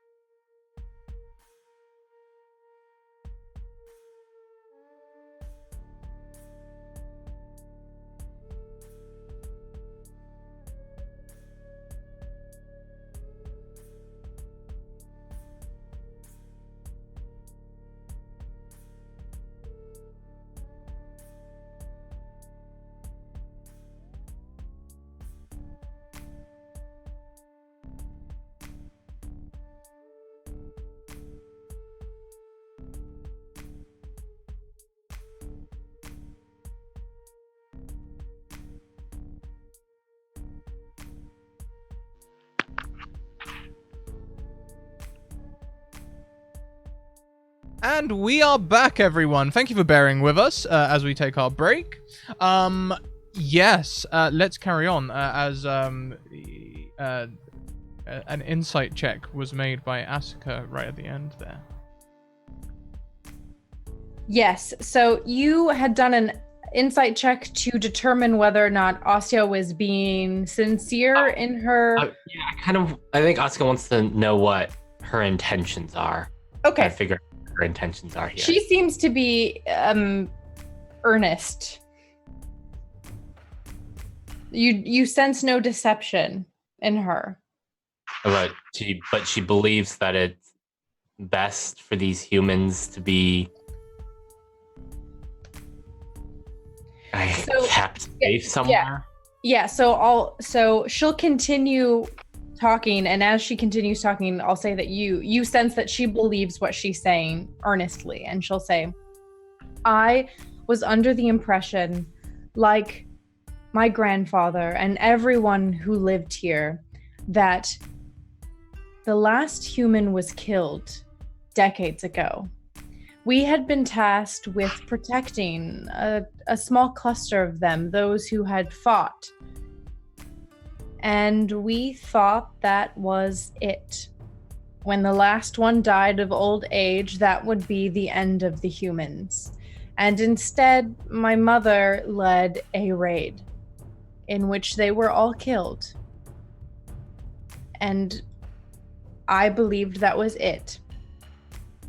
When word came to Fraga that there was a suit of armor traveling the land, and some diplomat of some kind requested someone to apprehend you so that you could adorn his collection, I knew it was you.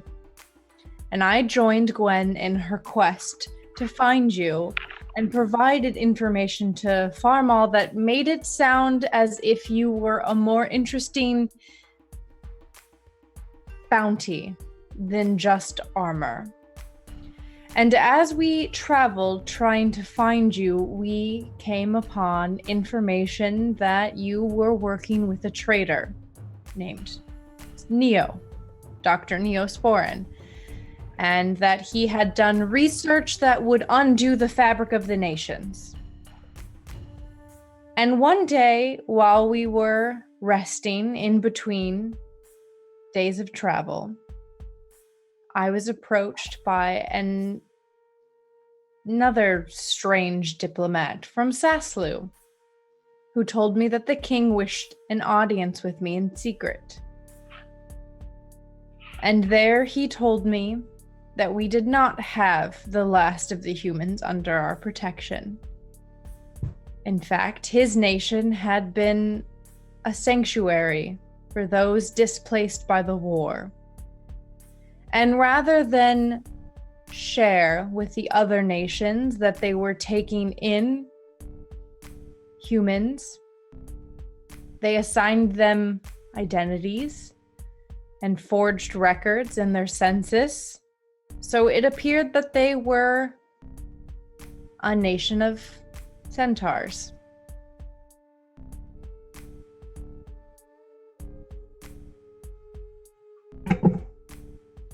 But they are a nation of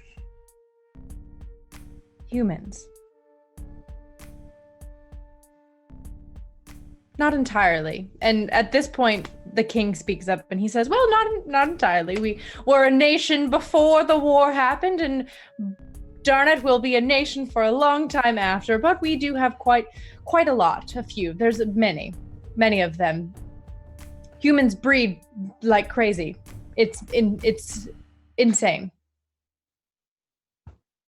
But they take so long. Their young are so helpless. That's besides the point. Will you let us see? See what? The nation. Well, have you ever seen a map? I want to see the habitat.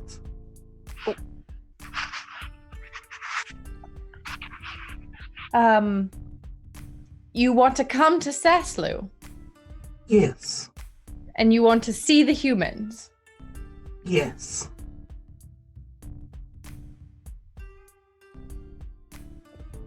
I can make that happen. If you will return the 11 humans that you are traveling with, and perhaps I can figure out why they would have been so foolish as to leave the sanctuary. But it is of the utmost importance that we reclaim all of the humans that have left. There is only one. You lied? I did. Well, okay. I'm offended. But perhaps I understand we are dealing with acts that are of the highest treason. In fact, so treasonous that even I, a king, would not be kept from the executioner's block if it were found out my role in all of this. And so I must stress the importance that we do this quickly, as I am needed back in Fraga eminently. Come out, all of you. We have something to discuss. Except I expect Mr. Blobby to be invisible, because Mr. Blobby is a smart goose. Sure. Asuka will walk out and... It's just Gerbil. No. It's just Gerbil comes out now. Asuka will walk out and they'll still have their hands resting on their swords as they come out. And they're in a very sort of like ready, like they don't have their swords drawn, but they are ready for deception or for this to go poorly, as things tend to go. But they won't make a motion towards Gerbil. They're not going to make any other sort of like motion that there's anyone else. We have an opportunity to see a sanctuary of the humans and see if our precious cargo will be suited there. But I will not make this decision for you all. I would be hard-pressed to find a place more suitable for your precious cargo than the only nation who has dedicated the last century taking care of them. You'll forgive me, Your Majesty, but we have been hunted, branded terrorists, and chased across nearly 2 countries. We are guarded, cautious. Of course, I unfortunately did have something to do with that. My seal was required for such harsh action to be taken, but I hope you understand I did it only to maintain appearances. It was not I who raised my hand in opposition of the humans all of those years ago. And my family has done everything to clean the blood from our hands. And say we hand the human over to you, what becomes of us after? Because if you let us go about our lives, eventually we will be caught. Unpleasant things may happen. Perhaps your name will slip from our mouths. He had a very jovial expression. The seriousness of the conversation was kind of sliding off of him, which you suspect, you had such a high insight check the last time you checked in with him, that you would suspect is just a bit of his personality. He seems to have this kind of energetic persona. But as you say that, the seriousness settles within him and his eyes narrow. And he says, "Are you threatening a king?" I am speaking the truth. If you find that threatening, that is your problem, not mine.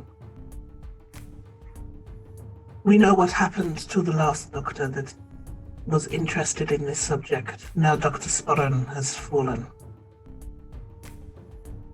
If you indeed intend to keep the humans safe, I want to know that they will be safe forever, not just after we walk away.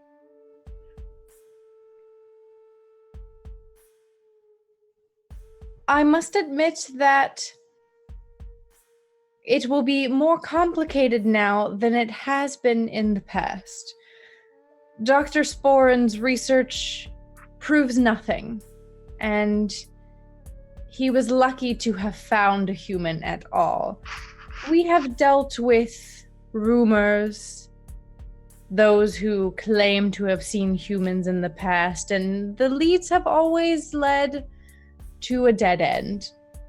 But there have been many affected by your travels. I can offer you all sanctuary as well. I hope you like the snow. We're mainly a winterous nation. Our summer lasts for 13 days.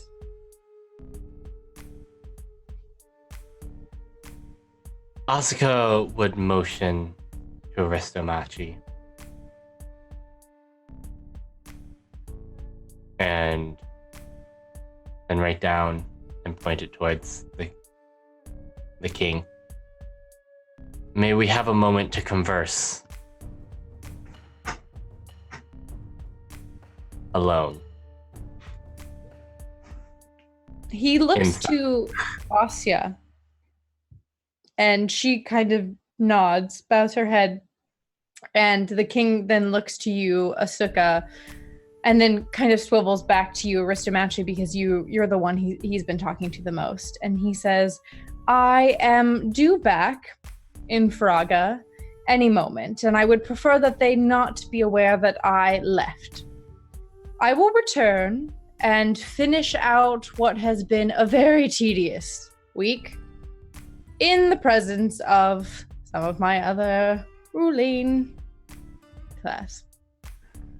I will return this evening, where my presence can go unnoticed longer. Until then. Yes, until then. And he removes from a pouch a small crystal, and he places it on the ground and says a few words in a language that none of you understand, and it opens up a portal. And he says, I will come back this evening, and we can discuss the human and other such treasonous things. And he steps through, and the last thing you see is his hand coming up to pick up the crystal and disappear as it closes. Classic. So we'll write down, I do not like this.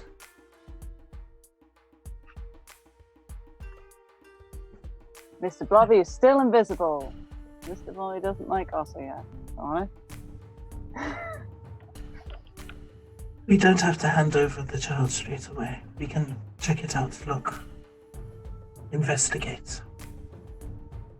I don't mind the snow. Just from nowhere.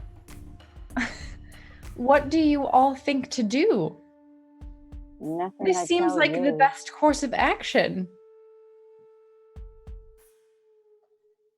Mr. Blobby is I'll just gonna down. schlep over to lean against Aristomachi's leg and just be like, we're not alone. We could always run and keep running. We've kept it alive this far. I've never really settled anywhere. I could keep running. I don't know what it's like for people who, aren't ooze. I stayed in one place for a long time. And I shouldn't have been there. It wasn't a great place. I mean, it was a great place. It wasn't my place. And I mean, you'll probably be surprised to know that they probably weren't that sad when I left.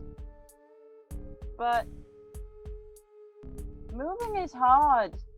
I mean, I've traveled a long way and then back again, and this thing's really squishy. I don't think it likes being on the back of the horse either. I don't like being on the back of the horse, if I'm honest. I don't know. Oscar would write down. They deserve to be with their family. Well, here is a place that has humans. Just because you're of the same species does not make you family. Well, its mother is dead. What other family would it have? I don't mind the snow A father, perhaps? going out there. What if they don't have fathers? What is their society like? Do they live in colonies? Are they singular? Are they lonely? Well, I mean, Do they mate for life or just a season? There's so many things we do not know to make these choices, which is why I suggest we can go and observe. I mean, I don't know half that stuff about you, and we get on pretty well. And I don't need to, just clarifying. I mean, they may not grow up being proper human, but at least they did grow up. I think, if they do that. Oh. I just do not like how he talks about them. Me either. But we are running out of time and options.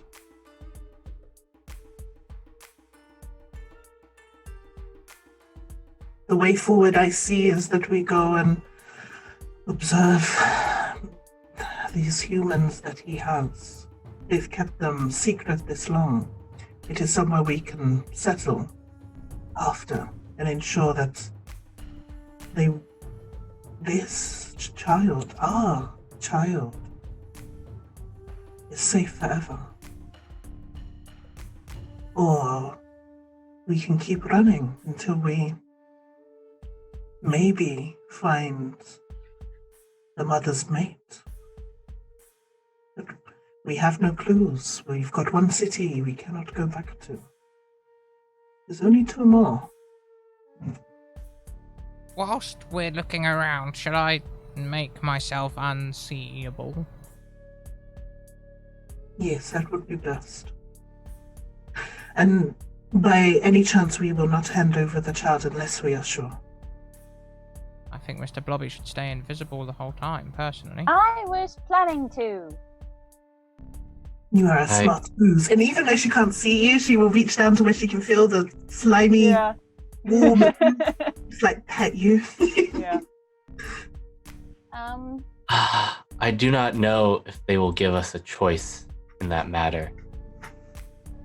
If they cannot see the child, how do they know it will not get away? And Goebel is very good at distractions. Oh, I can distract anyone. I do not expect him to return alone.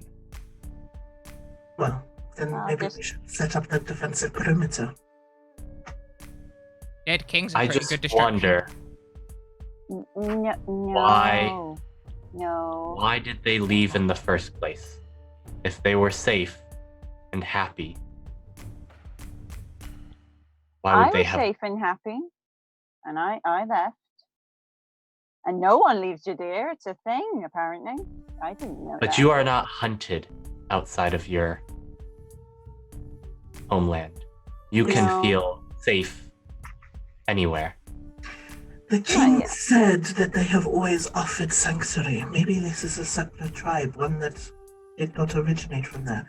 But these are questions that we will not know unless we see. We can pry, we can primp, we can poke, we can prod. We can say I many like- words, but I've got it. Whilst you all are looking around with the king, I won't position myself in a kill the king position, because apparently that's bad. I'll go and see if I can see the things that they don't want us to see. I wouldn't mind just talking to some grown-up humans, of age humans. I don't know how they work, but ones that can talk back, maybe, and find out. They can talk. Well, they wrote stuff down. I mean, and Asuka, Asuka. you know. Writes Yeah. things down, but he doesn't talk. Well, okay, I'll talk at them, and they can write things down for me, maybe. But just to know that there are adult ones that have reached adulthood, if they do that, and maybe find out if we're looking after the baby right. Not that I have seen. I just want to see that they've actually got some alive. All right, we will go see. And let us prepare just in case he doesn't come along. We'll prepare for all variables. Mm-hmm. So what are you doing exactly in the meantime? Aristomachi will be setting up a defensive perimeter. Okay. Inside this house? Yeah, it's warm, it's dry, we're out of sight. Okay. I think Gerbil's probably going to sneak off and try and find things. Okay. Things behind closed doors, things behind guards, you know. Mr. Bobby's just going to make sure that the baby is like clean, fed, maybe napping. Just try and. He has a focus right now. Okay. And Jessica, what are you doing? Is there like a roof to this place? There is a Like- roof, yes.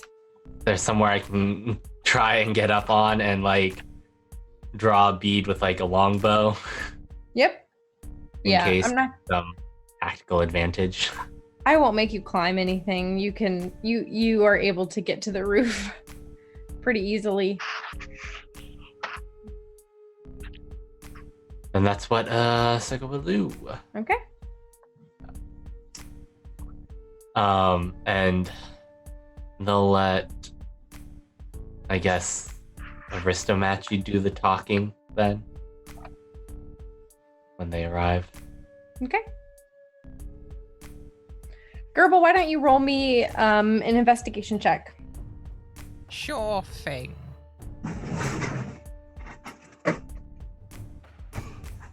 Wow, double 15. There is really nothing of interest. You can tell in your investigation as you're walking around this structure, none of the doors are locked.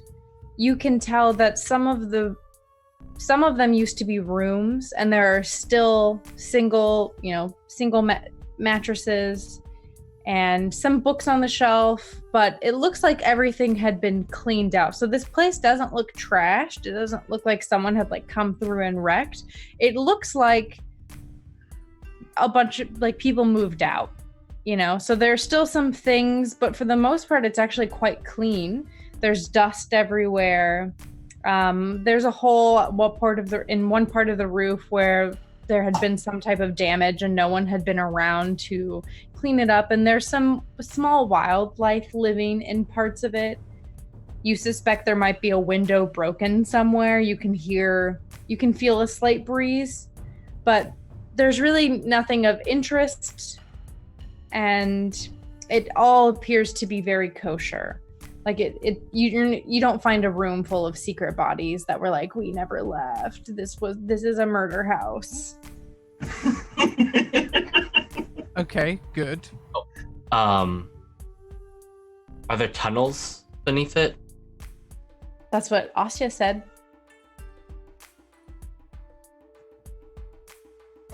I think Asuka would mention to Gerbil about the tunnels. And perhaps. As you escape. mentioned the tunnels to Gerbil, Ostia says, I would be happy to show you. There is, in the room furthest down the hall, there is a trapdoor that will lead you down into the tunnels. It's under the bed.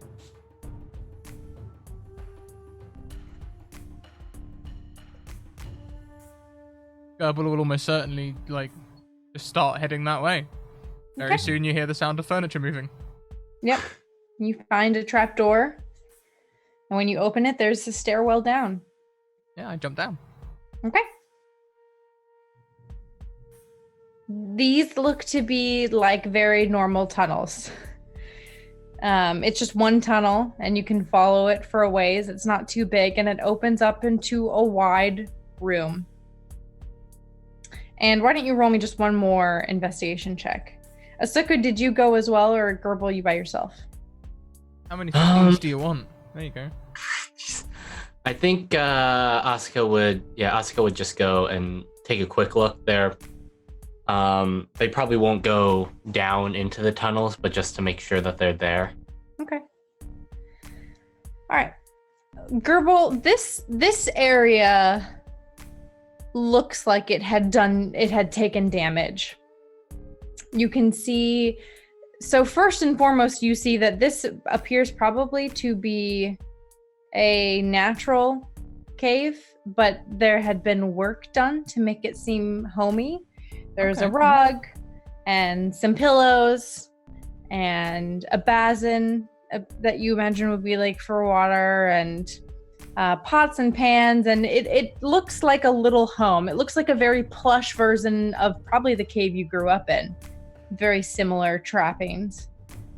But although it's clean in that everything has been put back together as much as it could be, you know that there was probably some great fight here. Some of the chairs are broken. There is a tapestry hanging on the wall that has been slashed, just hacked, and is hanging tattered by threads. There are broken cups and plates. Books are just all over, they've been pages ripped out. And so while everything has kind of been swept together or put back together as best it can, whatever happened here was not as peaceful of a retreat as the upstairs bedrooms appear. Putting this together with what I saw upstairs, would I assume that maybe upstairs might have looked similar, but was cleaned up, whereas down here wasn't? Or might I suspect that people did move out upstairs, but it looks like there was a battle here?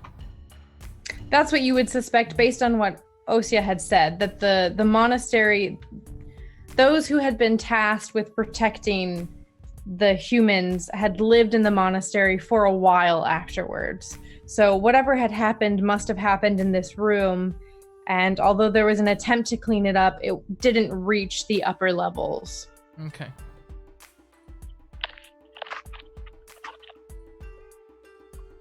And there's no other passageways or anything like that? Nope. Okay, then I will head back up to the group and relay what I found. Most of the house looks alright, but down in that tunnel, everything's all cut up and broken. It looks like someone's tried to clean it up, but not too well. I'm told that there was a bit of effort put in to return what had become a small, if slightly claustrophobic, sanctuary back into what it had been before, but everyone felt defeated. And eventually, that room, she gestures to the room you had just come out of, was abandoned, and everything was left as it was. It doesn't look like it was abandoned, though. It looks like there was a fight. Yes. When Bluebeard's forces came through, they knew exactly where to go, and were very efficient in getting there.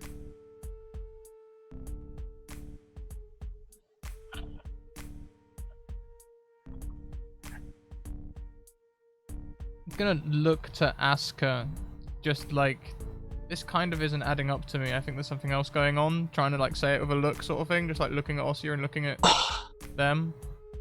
So we are aware that I believe you said that Ossia's mother had revealed the location of the humans to Yep. Bluebeard, and that's why they knew where to go. Yep. And her mother had been working here before, I guess, or had lived here before and knew about it. That's sort of why we kind of know about what happened here. Asuka will look at Gerbil and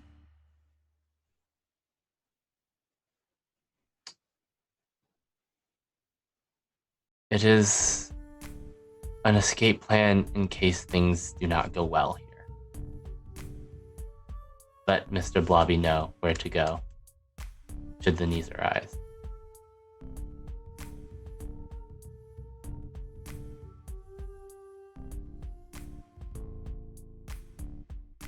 Okay.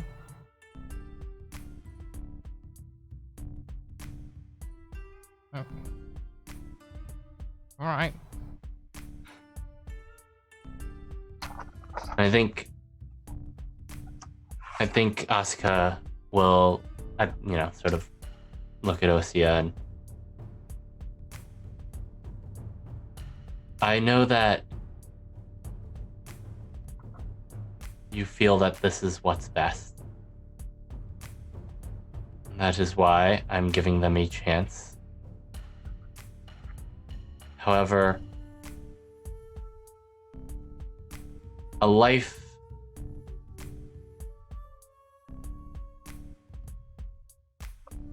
in a gilded cage, unwanted, is not a life at all. I could have stayed somewhere and been on display, taken care of. None of these cracks or dents or broken pieces of my armor would have happened. I would probably be in perfect condition. But I would not have lived.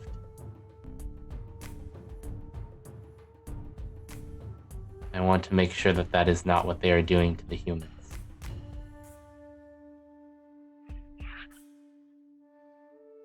She nods as you speak and keeps her eyes cast downward as she listens.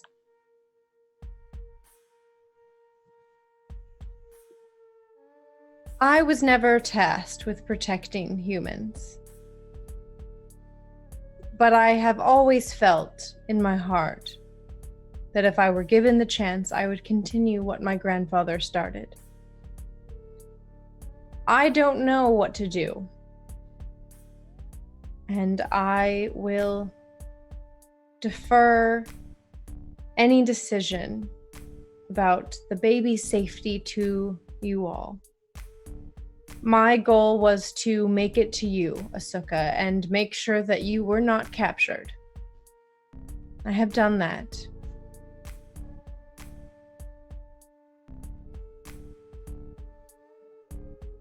And I will continue to make sure that for however long you have left,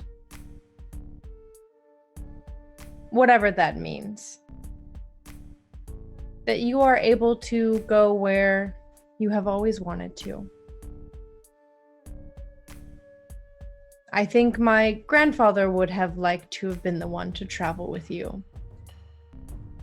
It is a poor substitute that it is only me.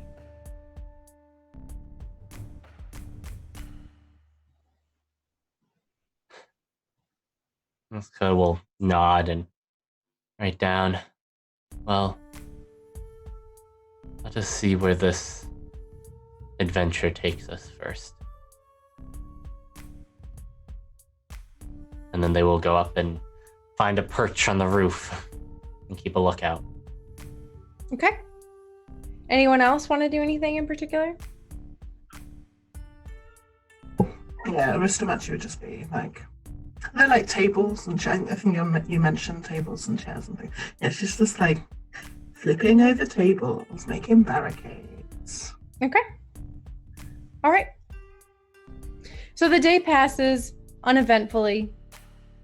You can hear the sounds of nature outside, and you occasionally hear little foot patters, pitter patters, footfall. As you hear like animals coming in for the evening and setting up roost. And what Gerbil, you now know, this has probably become a bit of their home as well at night, as it does get cooler in the evening. And as the evening passes and it becomes darker and darker, do you all want to start a fire or light any candles, or do you want to sit in the darkness? I have blind sense, so light means nothing to me. Means nothing to me. I have blind sight, so it's pointless. Okay. I grew up in a cave. Okay. Aristomatch is the only one that actually needs lights, but she will not light one. All she will check is to make sure the baby is warm. Okay. Yeah. So as long as the baby is warm, the baby is not warm, then she will smother it in, not literally smother it. She will Right. Swaddle it. Yeah, she will swaddle it in her fur. Mr. Blobby has kind of been basically carrying the baby and basically just like he has become a cot shape. So Okay.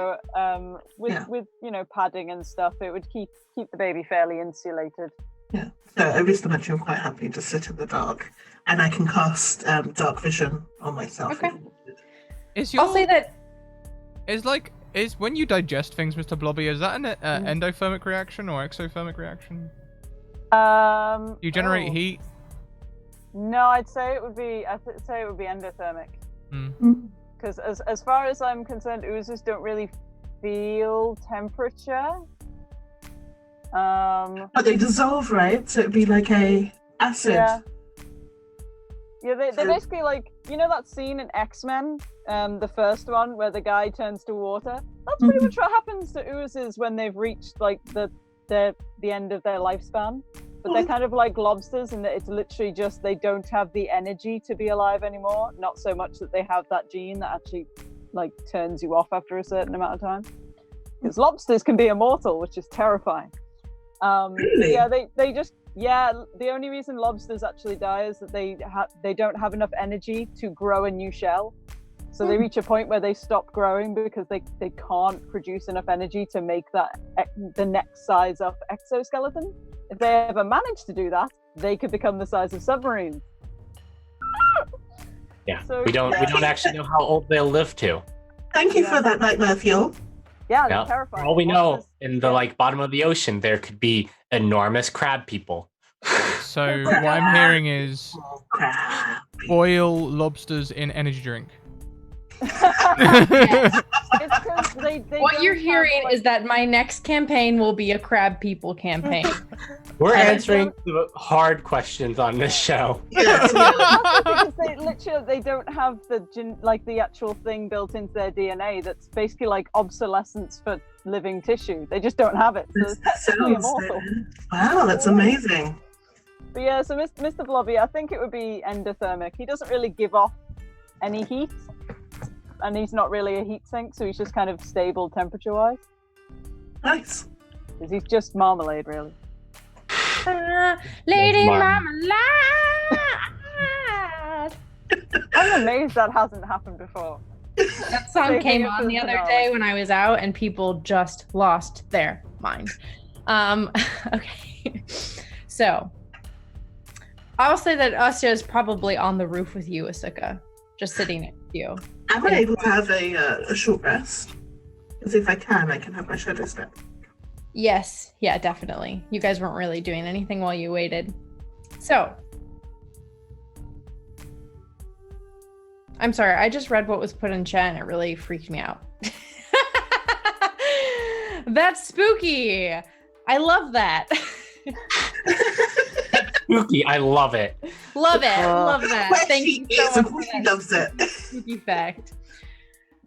So, No, don't apologize. I love the spooky fact. I want to wait for Scrat to get back. Okay. Just because we only have 20 minutes left, so. Dun, da, da, da, da, da. I'll speak very slowly.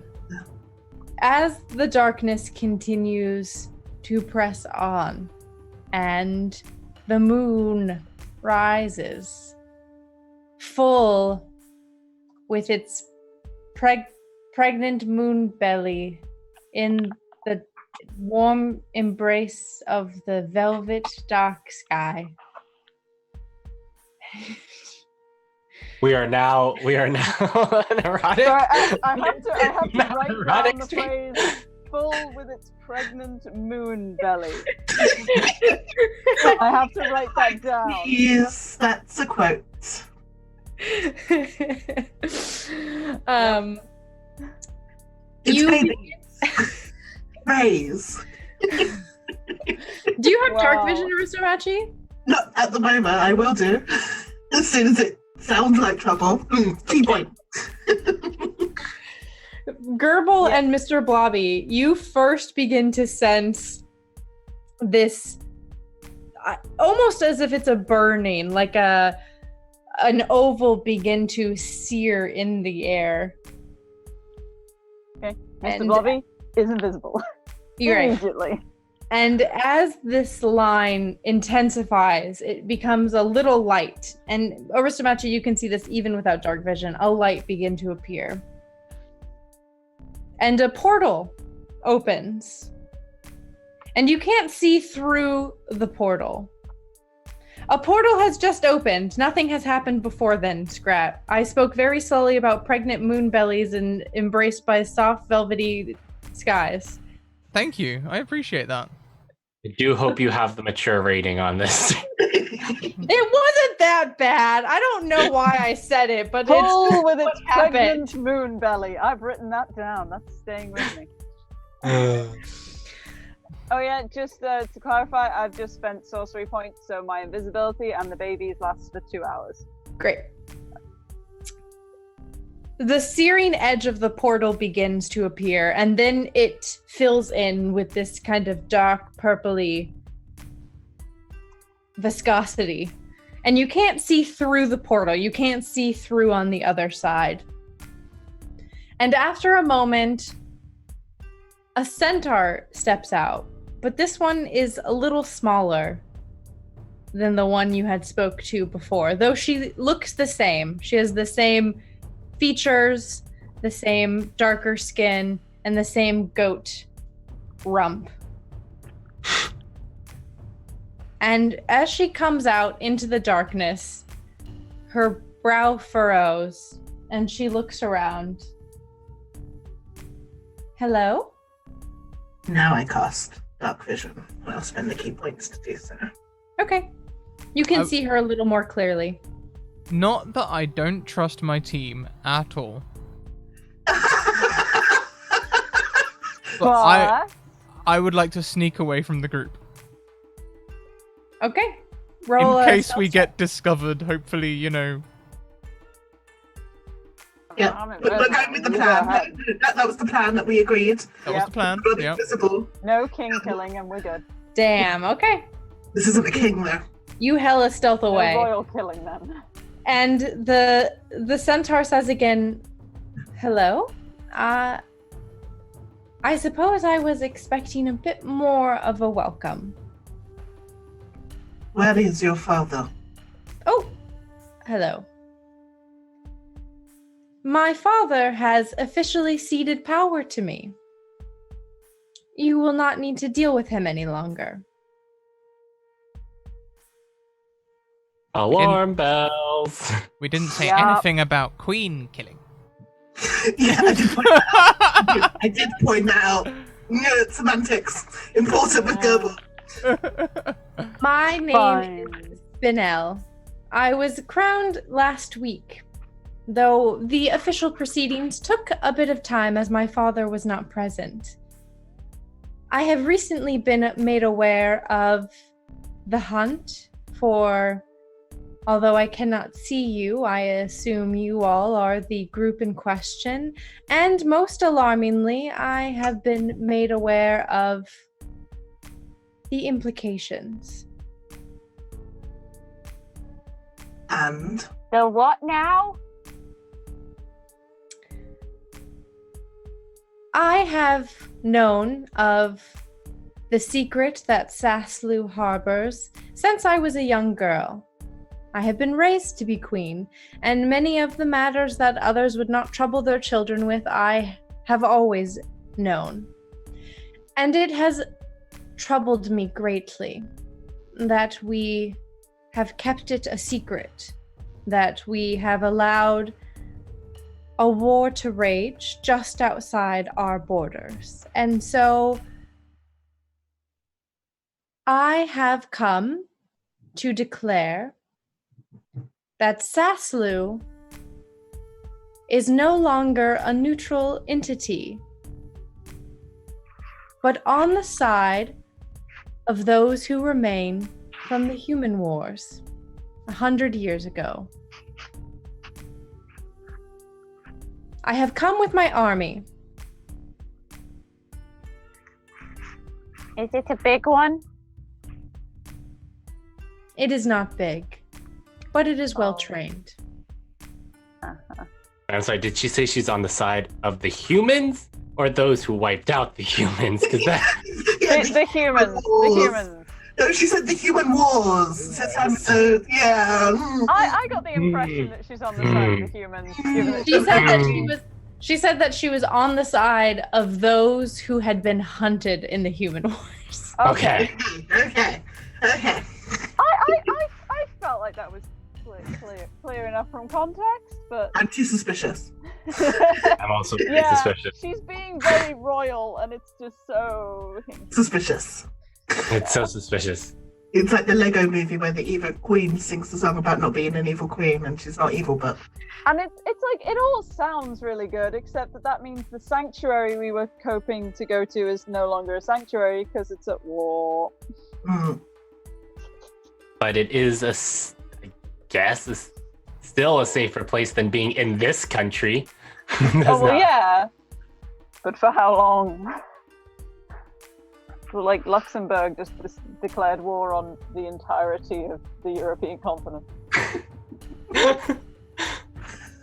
I mean, it'd be more like the Swiss, like Yeah. small, right? I thought they were a small country. I imagine that there's a bit of silence. Yeah, there is. As she says, there's silence, and she says, "Let me show you." And she reaches a hand back that disappears in the portal, and she takes a step to the side, and out comes what you imagine your human baby might look like all grown up. A human man. They do get big. The guy will just be like, we saw the human woman. Mr. Blobby is like a goldfish, okay? Some things just don't stick. Also, that sometimes was a bigger in woman. different species. That was a woman. This is obviously like slightly different shape, so it's kind of like, oh, he's not bright, okay? He's not bright. I love Bobby. Mr. actually sides with Mr. Blobby. She stands to the side of this human and says, "We have declared that humans have always had a right to the land that we all share.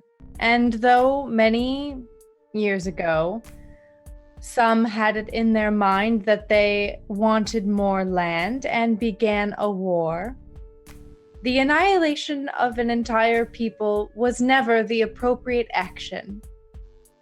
And Saslu stepped in all of those years ago to ensure there was still a chance that those who have lived in harmony in the past can live together in harmony in the future." Should we applaud? It feels like we should applaud. It had that tone, that tone. I was waiting for the human to speak for themselves. Okay. But There's Asuka a, can't do anything because Asuka's up on the roof, so they can't really like. They get out a mirror and like light a torch and start flashing signals. there's another stretch of silence, and again the queen says, "It is difficult for me to see what I am addressing, if anything. Perhaps some light would benefit us all." Can I use minor illusion to illusion light? Does minor illusion light actually shed light? It does not say. I don't think it does. It says the image can't create sound, light, smell, or any other sensory effect. Okay. So I guess you could illusion a light, but if there's no light to illuminate the illusion of light. Yeah, I won't do that. I will just light a torch. I have one of those. Okay. That's not make it complicated. You light a torch and her eyes are directed towards you, where you are behind the barricade. And Double will readjust his hiding position to be suitable for a lit room. Okay. Hello. Your Majesty. If it is truly harmony that you wish to strike, then I will aid you. But we have had a hard journey. And she will look at the human male, tilt her chin. Do you speak our tongue? He readjusts himself and looks to his queen, and she bows her head, and he says, "Oh, yeah, totally, yeah. Hey guys, my name is Kurt, and super excited to be here. Ready to fight for peace, you know what I mean?" Oh my god, I was gonna cry for one reason and now I'm gonna cry for another. Oh my goodness. He's an idiot. Oh my goodness. Where is that accent from? It's just the Kurt accent. It's a Chad accent is what it is, right? Like it's a Chad accent if we were to like go by. I got like. I hate to call it a Chad accent because I know some nice Chads. For some reason. I feel like Heavenly knows this person. This gave that sense. It was so Shout good. out to Kurt!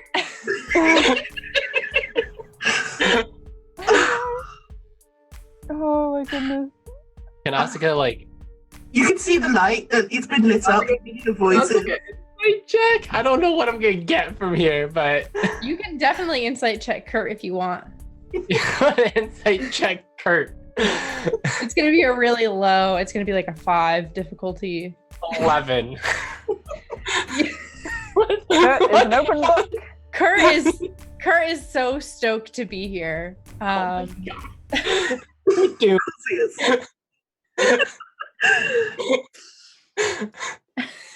God, he reminds me of that SNL skit that what's his face does. It's like the Chad skit. It's literally the Chad skit where he's like, "You're the chosen one."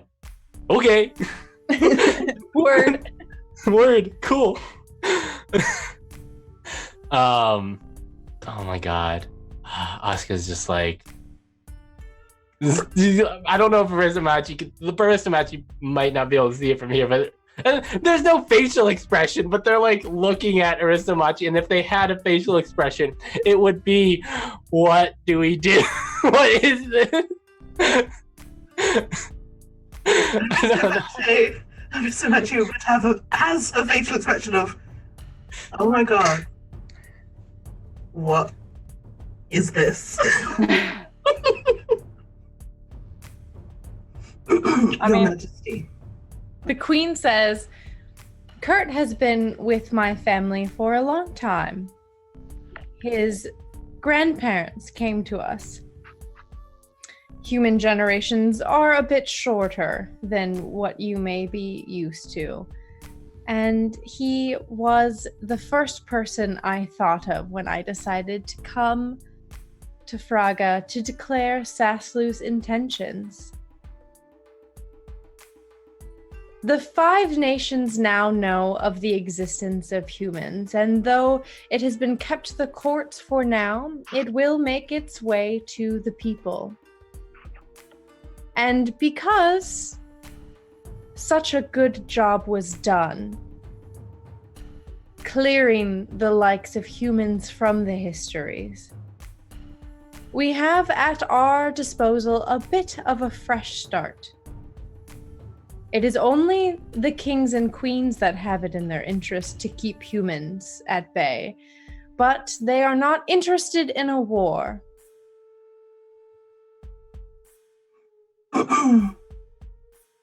So it is still safe. Sassley will always be safe.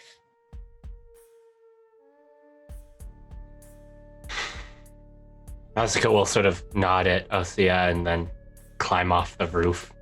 Drop down next to Aristomachi. How does Chad respond?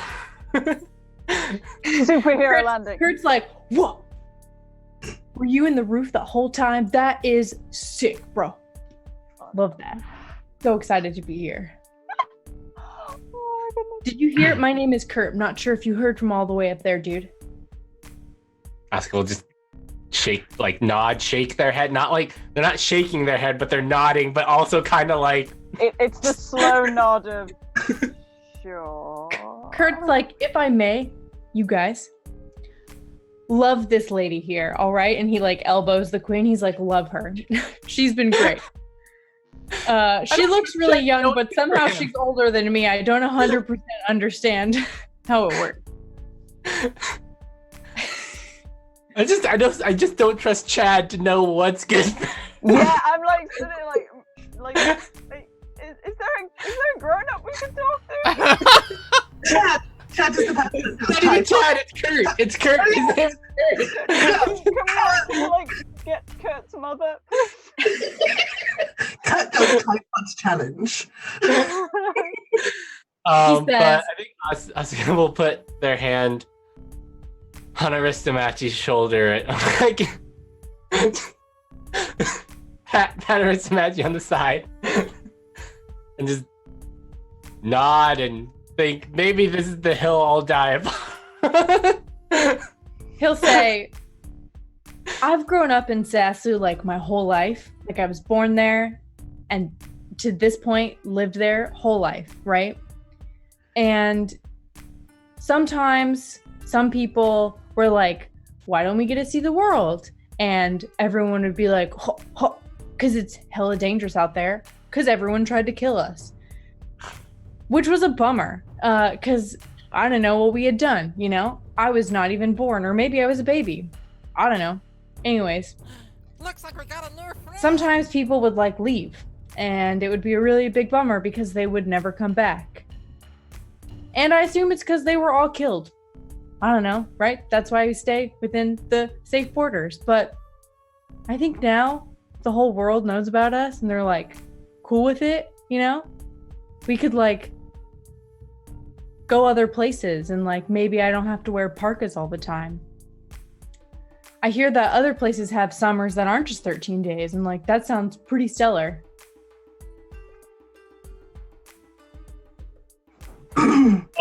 Cool, Chad. Your Majesty, if we come with you, I must insist that we raise our own human. You are interested in coming to Saslu? Yes. Oh well, if I don't, I mean, I'm staying with the baby. So where you know, You're still where our invisible. human goes, I go. Cause Yeah, you're still Yeah. invisible, so both. Oh, yeah, it's both just a Kurt voice and from the nowhere. queen kind of like turn their head. where and our are human looking- goes, I go. Cause yeah. Hi.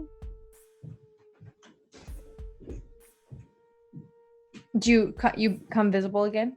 No. Oh, okay. From behind the queen and Kurt, I'll chime in. They'll still be looking for us. The other nations. The queen kind of like her head jerks and she looks in your direction, but Kurt's like, whoa, whoa. And he like jumps to look at you and he's like, little man, how'd you get back there? Oh my goodness.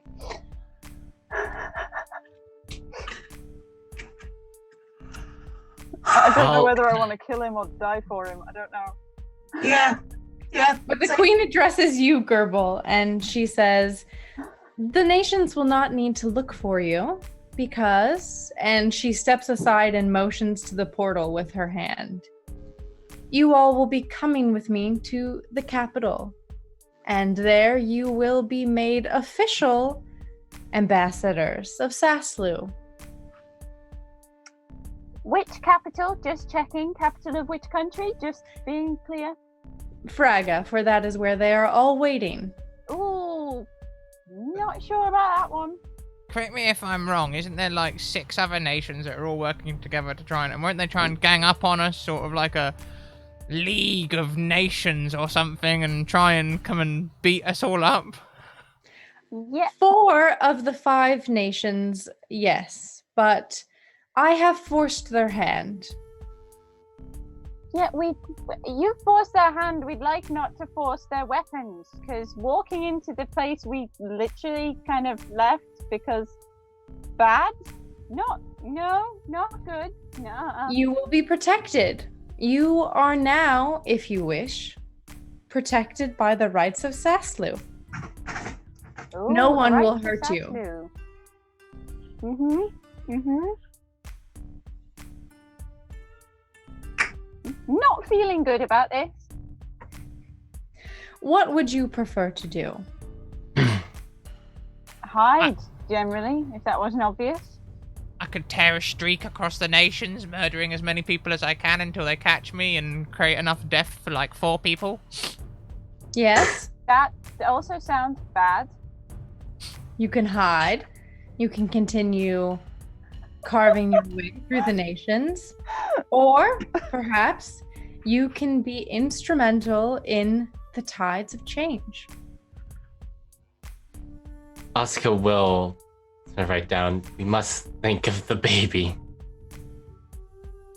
I don't want to be an instrument in a tide. I just want to make sure our human is alive, however long they live for. Indeed. And happy. Happy would be good too. That's a bonus. That's always good, I've been told. Kurt laughs like one of those surfer guy laughs where it's like, ho, ho, ho, ho, ho. Where he's like, Sounded like evil anime chick, like Oh, the hands as well.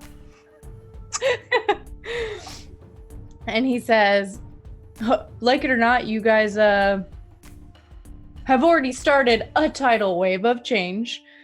Yeah, but couldn't we watch it from the beach and not like be in the water? I've never I'm heard not of a good beach, at but analogy. it sounds really cool. I hope to experience it someday. Maybe you guys I don't can know take what a tidal me. I wave is. really I don't feel know what like beach we're is. Listen. Is Kurt guilt tripping us now? okay.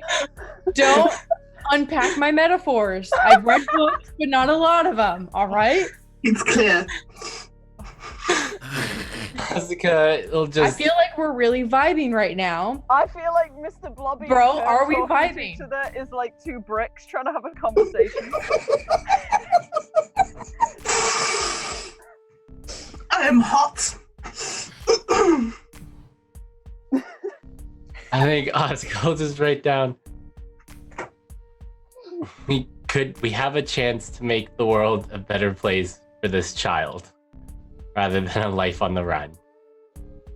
I, for one, am going to take this opportunity. Would like to take this opportunity. I will not abandon the baby. I'm not sure about being an ambassador. Look, do you have like a group of assassins or anything that, you know? The queen suppresses a smile and she steps to the side further, like allowing the full width of the portal to be accessible. And she says, we have many terms to discuss. Your title, your role, how many people you can or cannot assassinate under the rule of Saslu. But this human, or the 11, details were hazy on our end. These humans could be the sign. The world needs to change. Change is good. Okay, but you have your own humans to make into symbols. No? Maybe ours should just get to retire in a cabin somewhere and, I don't know, Live a quiet life. push snow around. Have Something prosthetic that way. horns on and pretend to be a baby monitor for like always. We have many humans that are present in Fraga now that I made sure to bring with me so that if anything were to go wrong, it would be unlikely that the news would not spread. I don't need a martyr from any of you or from the humans that you have protected. I am simply offering you a chance to help. If you do not want to, you will still have the protection of the Queen of Saslu, and you may make your way to my nation whenever you like. But I don't know how quickly opinion will change elsewhere, and I'm only offering you an option.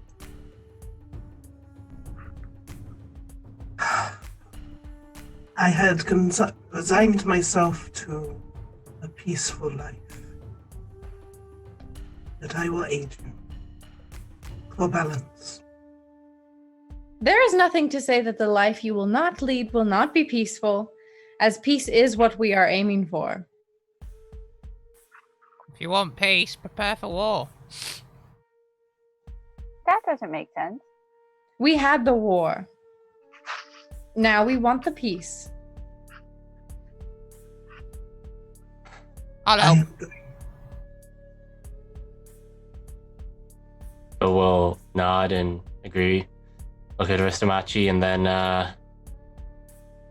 look where they assume that Mr. Blobby might be. Oh no, Mr. Blobby's been moving as soon as he stopped talking every time. So the voice has been coming from various points in the room because he's not comfortable.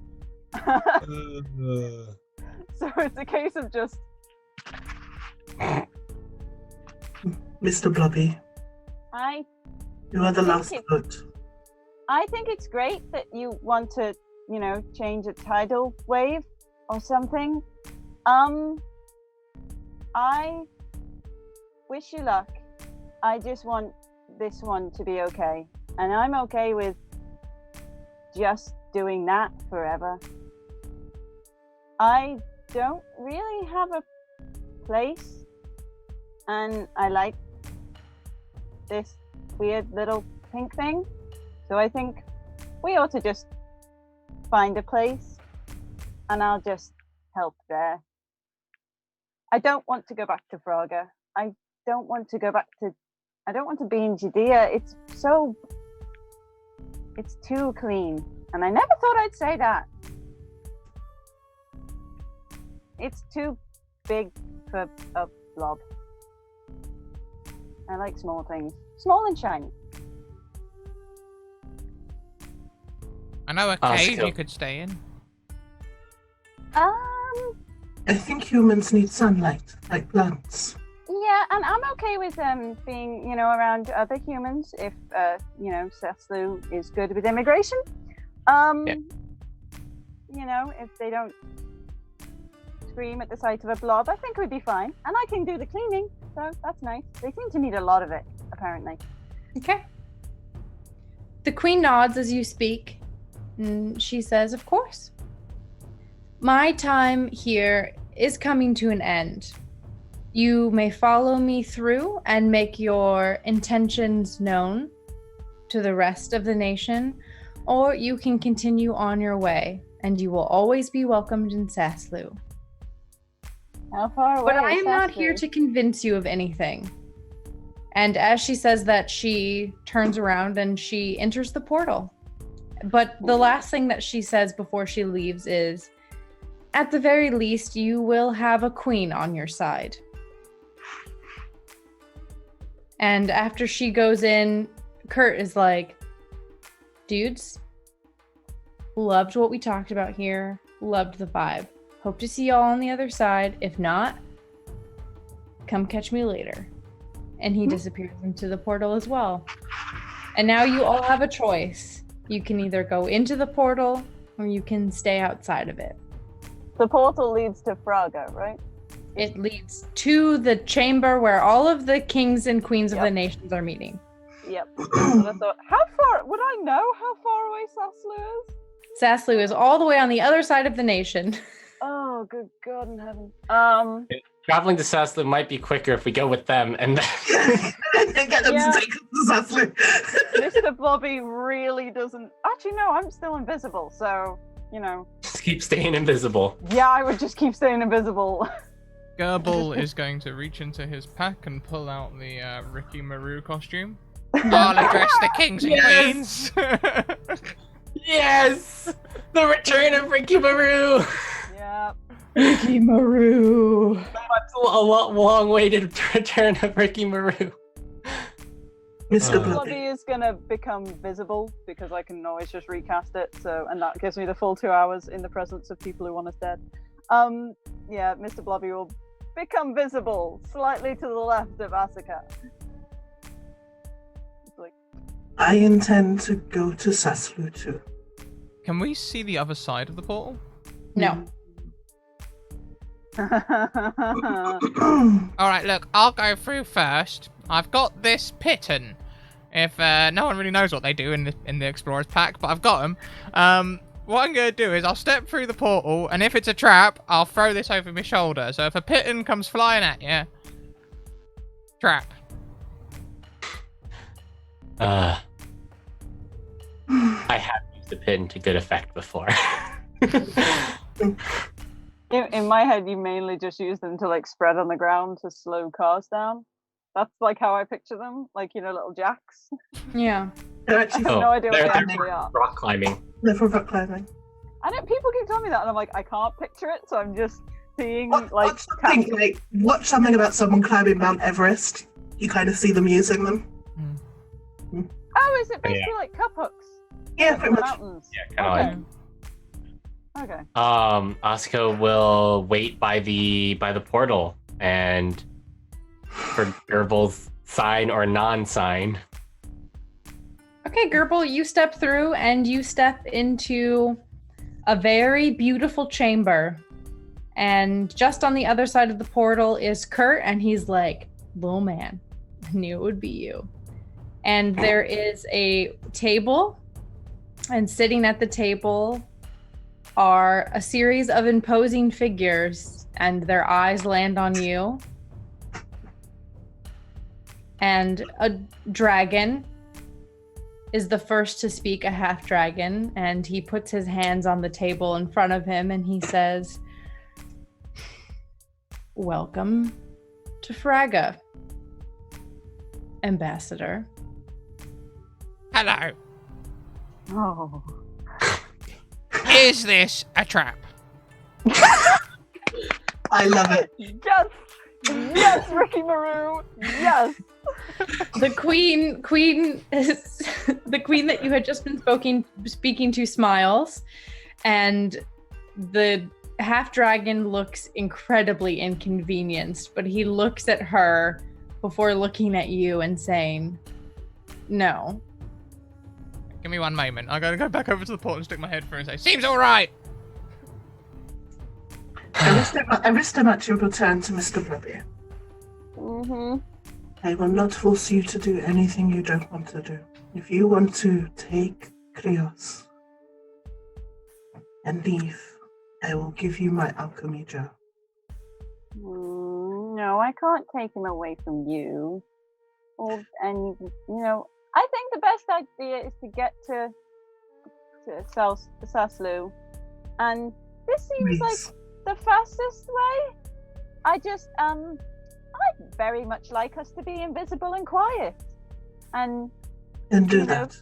Figure it out when we're not in the presence of royalty, which I don't understand, and it kind of scares me. But I have no way letting that woman take chaos and raising it to be like that. Oh no. I mean, I don't know how much help I'd be, but no. So I'm just gonna whoosh us again, and I'll just stay really close to your leg, so you know where I am. Unless something bad happens, in which case I'm on the ceiling. Then let us go. And I will Change. cast invisibility on the two of us again for 2 hours. Okay. Right, oh. And All right. Asuka will follow through last, I think. Ooh, yeah. Okay. All right. You all step through the portal, and as you come through, you're greeted to the same sight. And Asuka, as you step through and Asya steps through right behind you, Kurt reaches behind and picks up the crystal that opened the portal and pulls it, closing the portal. And you all have made it to Praga, the capital of Jadir. Again. And Yeah. And as you all stand before the kings and rulers of these nations, some of which you recognize, the Queen of Saslu stands up and she says, "To you all who have helped turn the tide of the world, may this not be our last meeting, and not our most fruitful, but let us here decide the terms of the new world order."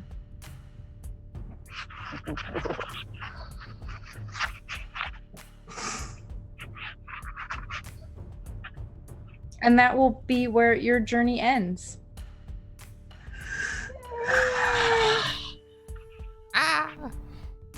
Oh my god. No, No. See, it wasn't sad. I wasn't sad. It was just really, it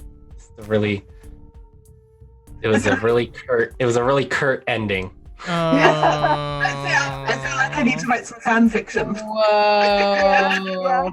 You know, everyone having the Christmas analogous holiday up in Saslu and making snow angels, or snow Asimar, whatever. Yeah. Yeah. I feel like I need to write some fan fiction. I think that's what's going to happen. I want to read this fan fiction. Yeah. Well, since this is the last episode, normally we'd just go to credits, but why don't we take a minute to talk about what our favorite part of the campaign was? Since we normally end with Tommy, because, everything Tommy does is hard to pronounce, why don't we start with Tommy this time? I really don't think I did. I don't try. Hey, at least, my name is Tommy as far as that goes, right? Like, You can pronounce that, Tommy. Tommy. I'm just Come on. realizing, looking at my name on Zoom, and I misspelled Tommy. Oh boy. Oh my goodness. I love that. Tommy. Tommy. Oh man, that was a lot of fun. God, having to pick a favorite moment is difficult. Ricky Maru has to pick Ricky Maru. But I mean, I loved all of the characters. Like, we had a really good mix of like the screwballs and the tired parents. Oh my dad. It made for a great combination of characters, and I love them all.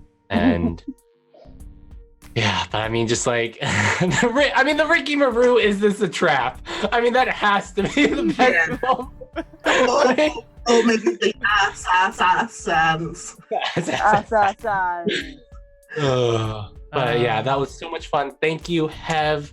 That was a lot of fun. I had a lot. It was really great being able to play a non-standard campaign, right? Like, we always go in with like elves and humans and halflings and gnomes. It was nice to play it outside of that as monsters, right? From the D&D book. So it was a lot of fun. getting to make a very unique character, like probably one of my more unique characters I've ever made. I had a lot of fun playing Oscar. Yeah. How about next, Leonie? Okay. Actually, my favorite. Okay, so I'm gonna pick several things because they're all equal. So, my favorite thing in general was first playing a regular game that wasn't every 2 weeks, because my games are every 2 weeks. So playing every week and having to revisit a character every week was really fun, especially getting to hang out with you guys. You guys kind of like ended up being like, even though you're Risto Max's family, you're now my family too. I'm gonna cry! No, don't, because you'll set me off, and I nearly did earlier. My next favorite thing was having feelings of true emotion for an inanimate object, which isn't inanimate because it's actually animate. So, Tommy, you did an amazing job with Asuka, and just the feels was so strong. Next would be Heavenly's DMing. Heavenly showed me in this campaign that chaos is fun. I'm very much lawful. Everything must be perfect. And no, chaos is fun. And you know what? Being silly is fun. And, you know, accents that you wouldn't stereotypically assign to monsters or fantasy role-playing, you know, like the Chad accent, like the Valley Girl, really, really opened up my imagination to what could be possible in my own campaigns, my own characters, because I can't do American accents. I can only do Valley Girl, so now that's going to happen. So thank you, Heavenly. And lastly, thank you again to Heavenly, because being monsters and not knowing what humans are or were opened up a lot of interesting questions in my own mind, like, would we know what babies eat? Would we know, you know, if they grow up? Would we know what their society is like? What can we assume from being our own monsters? We're all different kinds of monsters. And what does that mean for them individually? That was just amazing. So this has just been a fantastic campaign from beginning to end. There was not one day where I was like, oh my God, I got to stream and I hate it. That never happened. You know, I was always here, 6 o'clock on the dot, makeup, ready to go and take on this challenge. So thank you. Thank you, Leonie. Thank you. Next is Shakespeare. Oh my goodness, I'm just getting emotional. I have to say, my favorite thing about the campaign has been Heavenly's NPCs, because they're just stunning. Like, every single one. Like, you have bored teenage freaking Gith, you've got Snat, you've got the Hydra has got, like, Defiance was amazing. Just like, why are you Defiance on my pet? And even like just this episode, like Royals, they felt royal. It's just like, yes, I'm saying all of this in a calm manner. None of you are reacting the way you should. And they're just like, it's like an incredible balance to make that like as irritating as an actual royal would be without just like hating them. It's fantastic that the balance and just creating like real characters, even if you're only meeting them for like a bit of a session. Every single one of them felt like fully fleshed out, like you'd made a whole sheet and like tons of notes.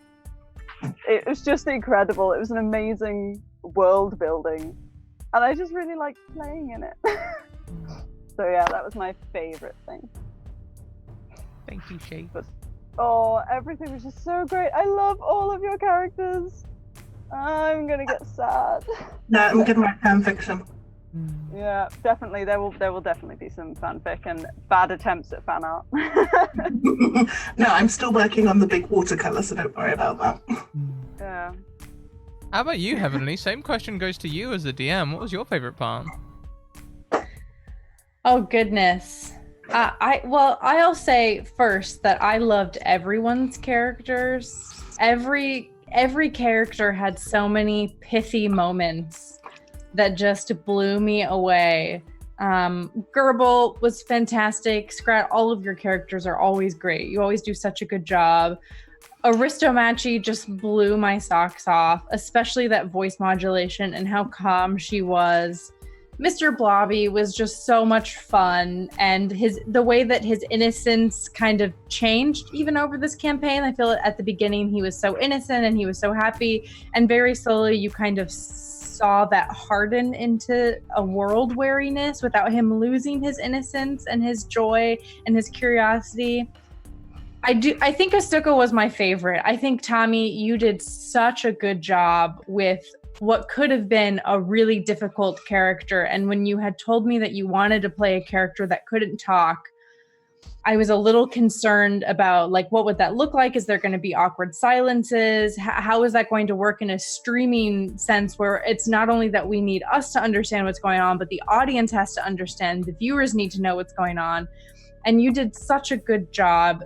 The mannerisms, the way that you reacted to the history, it was just phenomenal. And that is saying something, because you all were phenomenal. This is not like Tommy's character is great and everyone else's characters were good.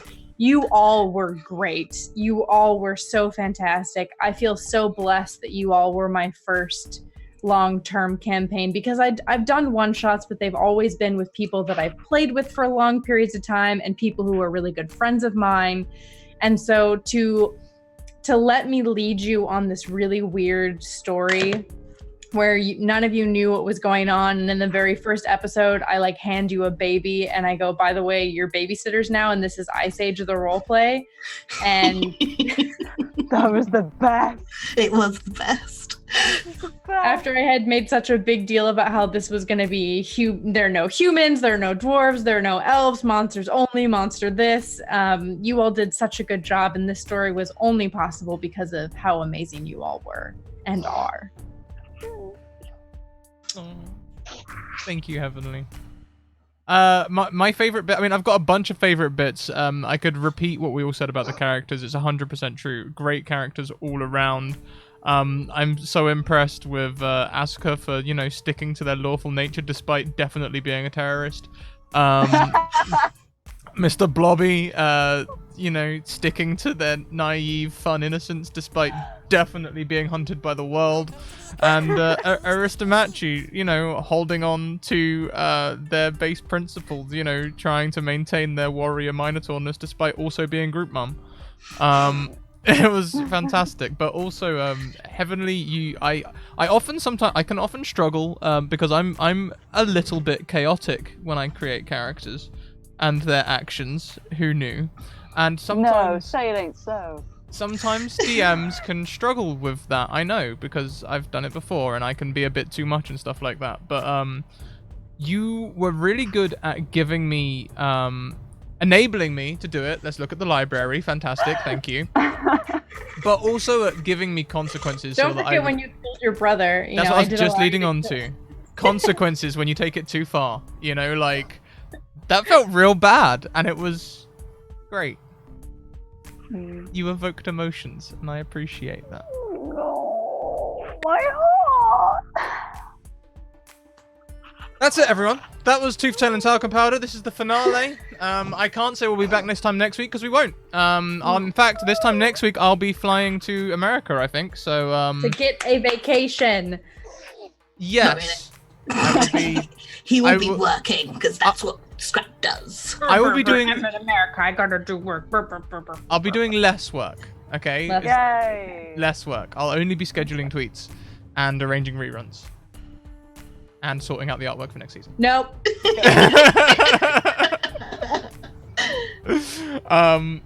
Yes. You can join us again in an hour and a half when we'll be going live with the finale of Riders on the Storm. We're going to be diving straight into an encounter with Death itself, who one-shot one of the viewers from last game. So, nice. Death, everyone. Awkward. Kill Death, start the apocalypse. Yay. Yeah, until then, everyone keep on evoking emotions, and, well, we'll see you next season now. Bye. Bye. Bye.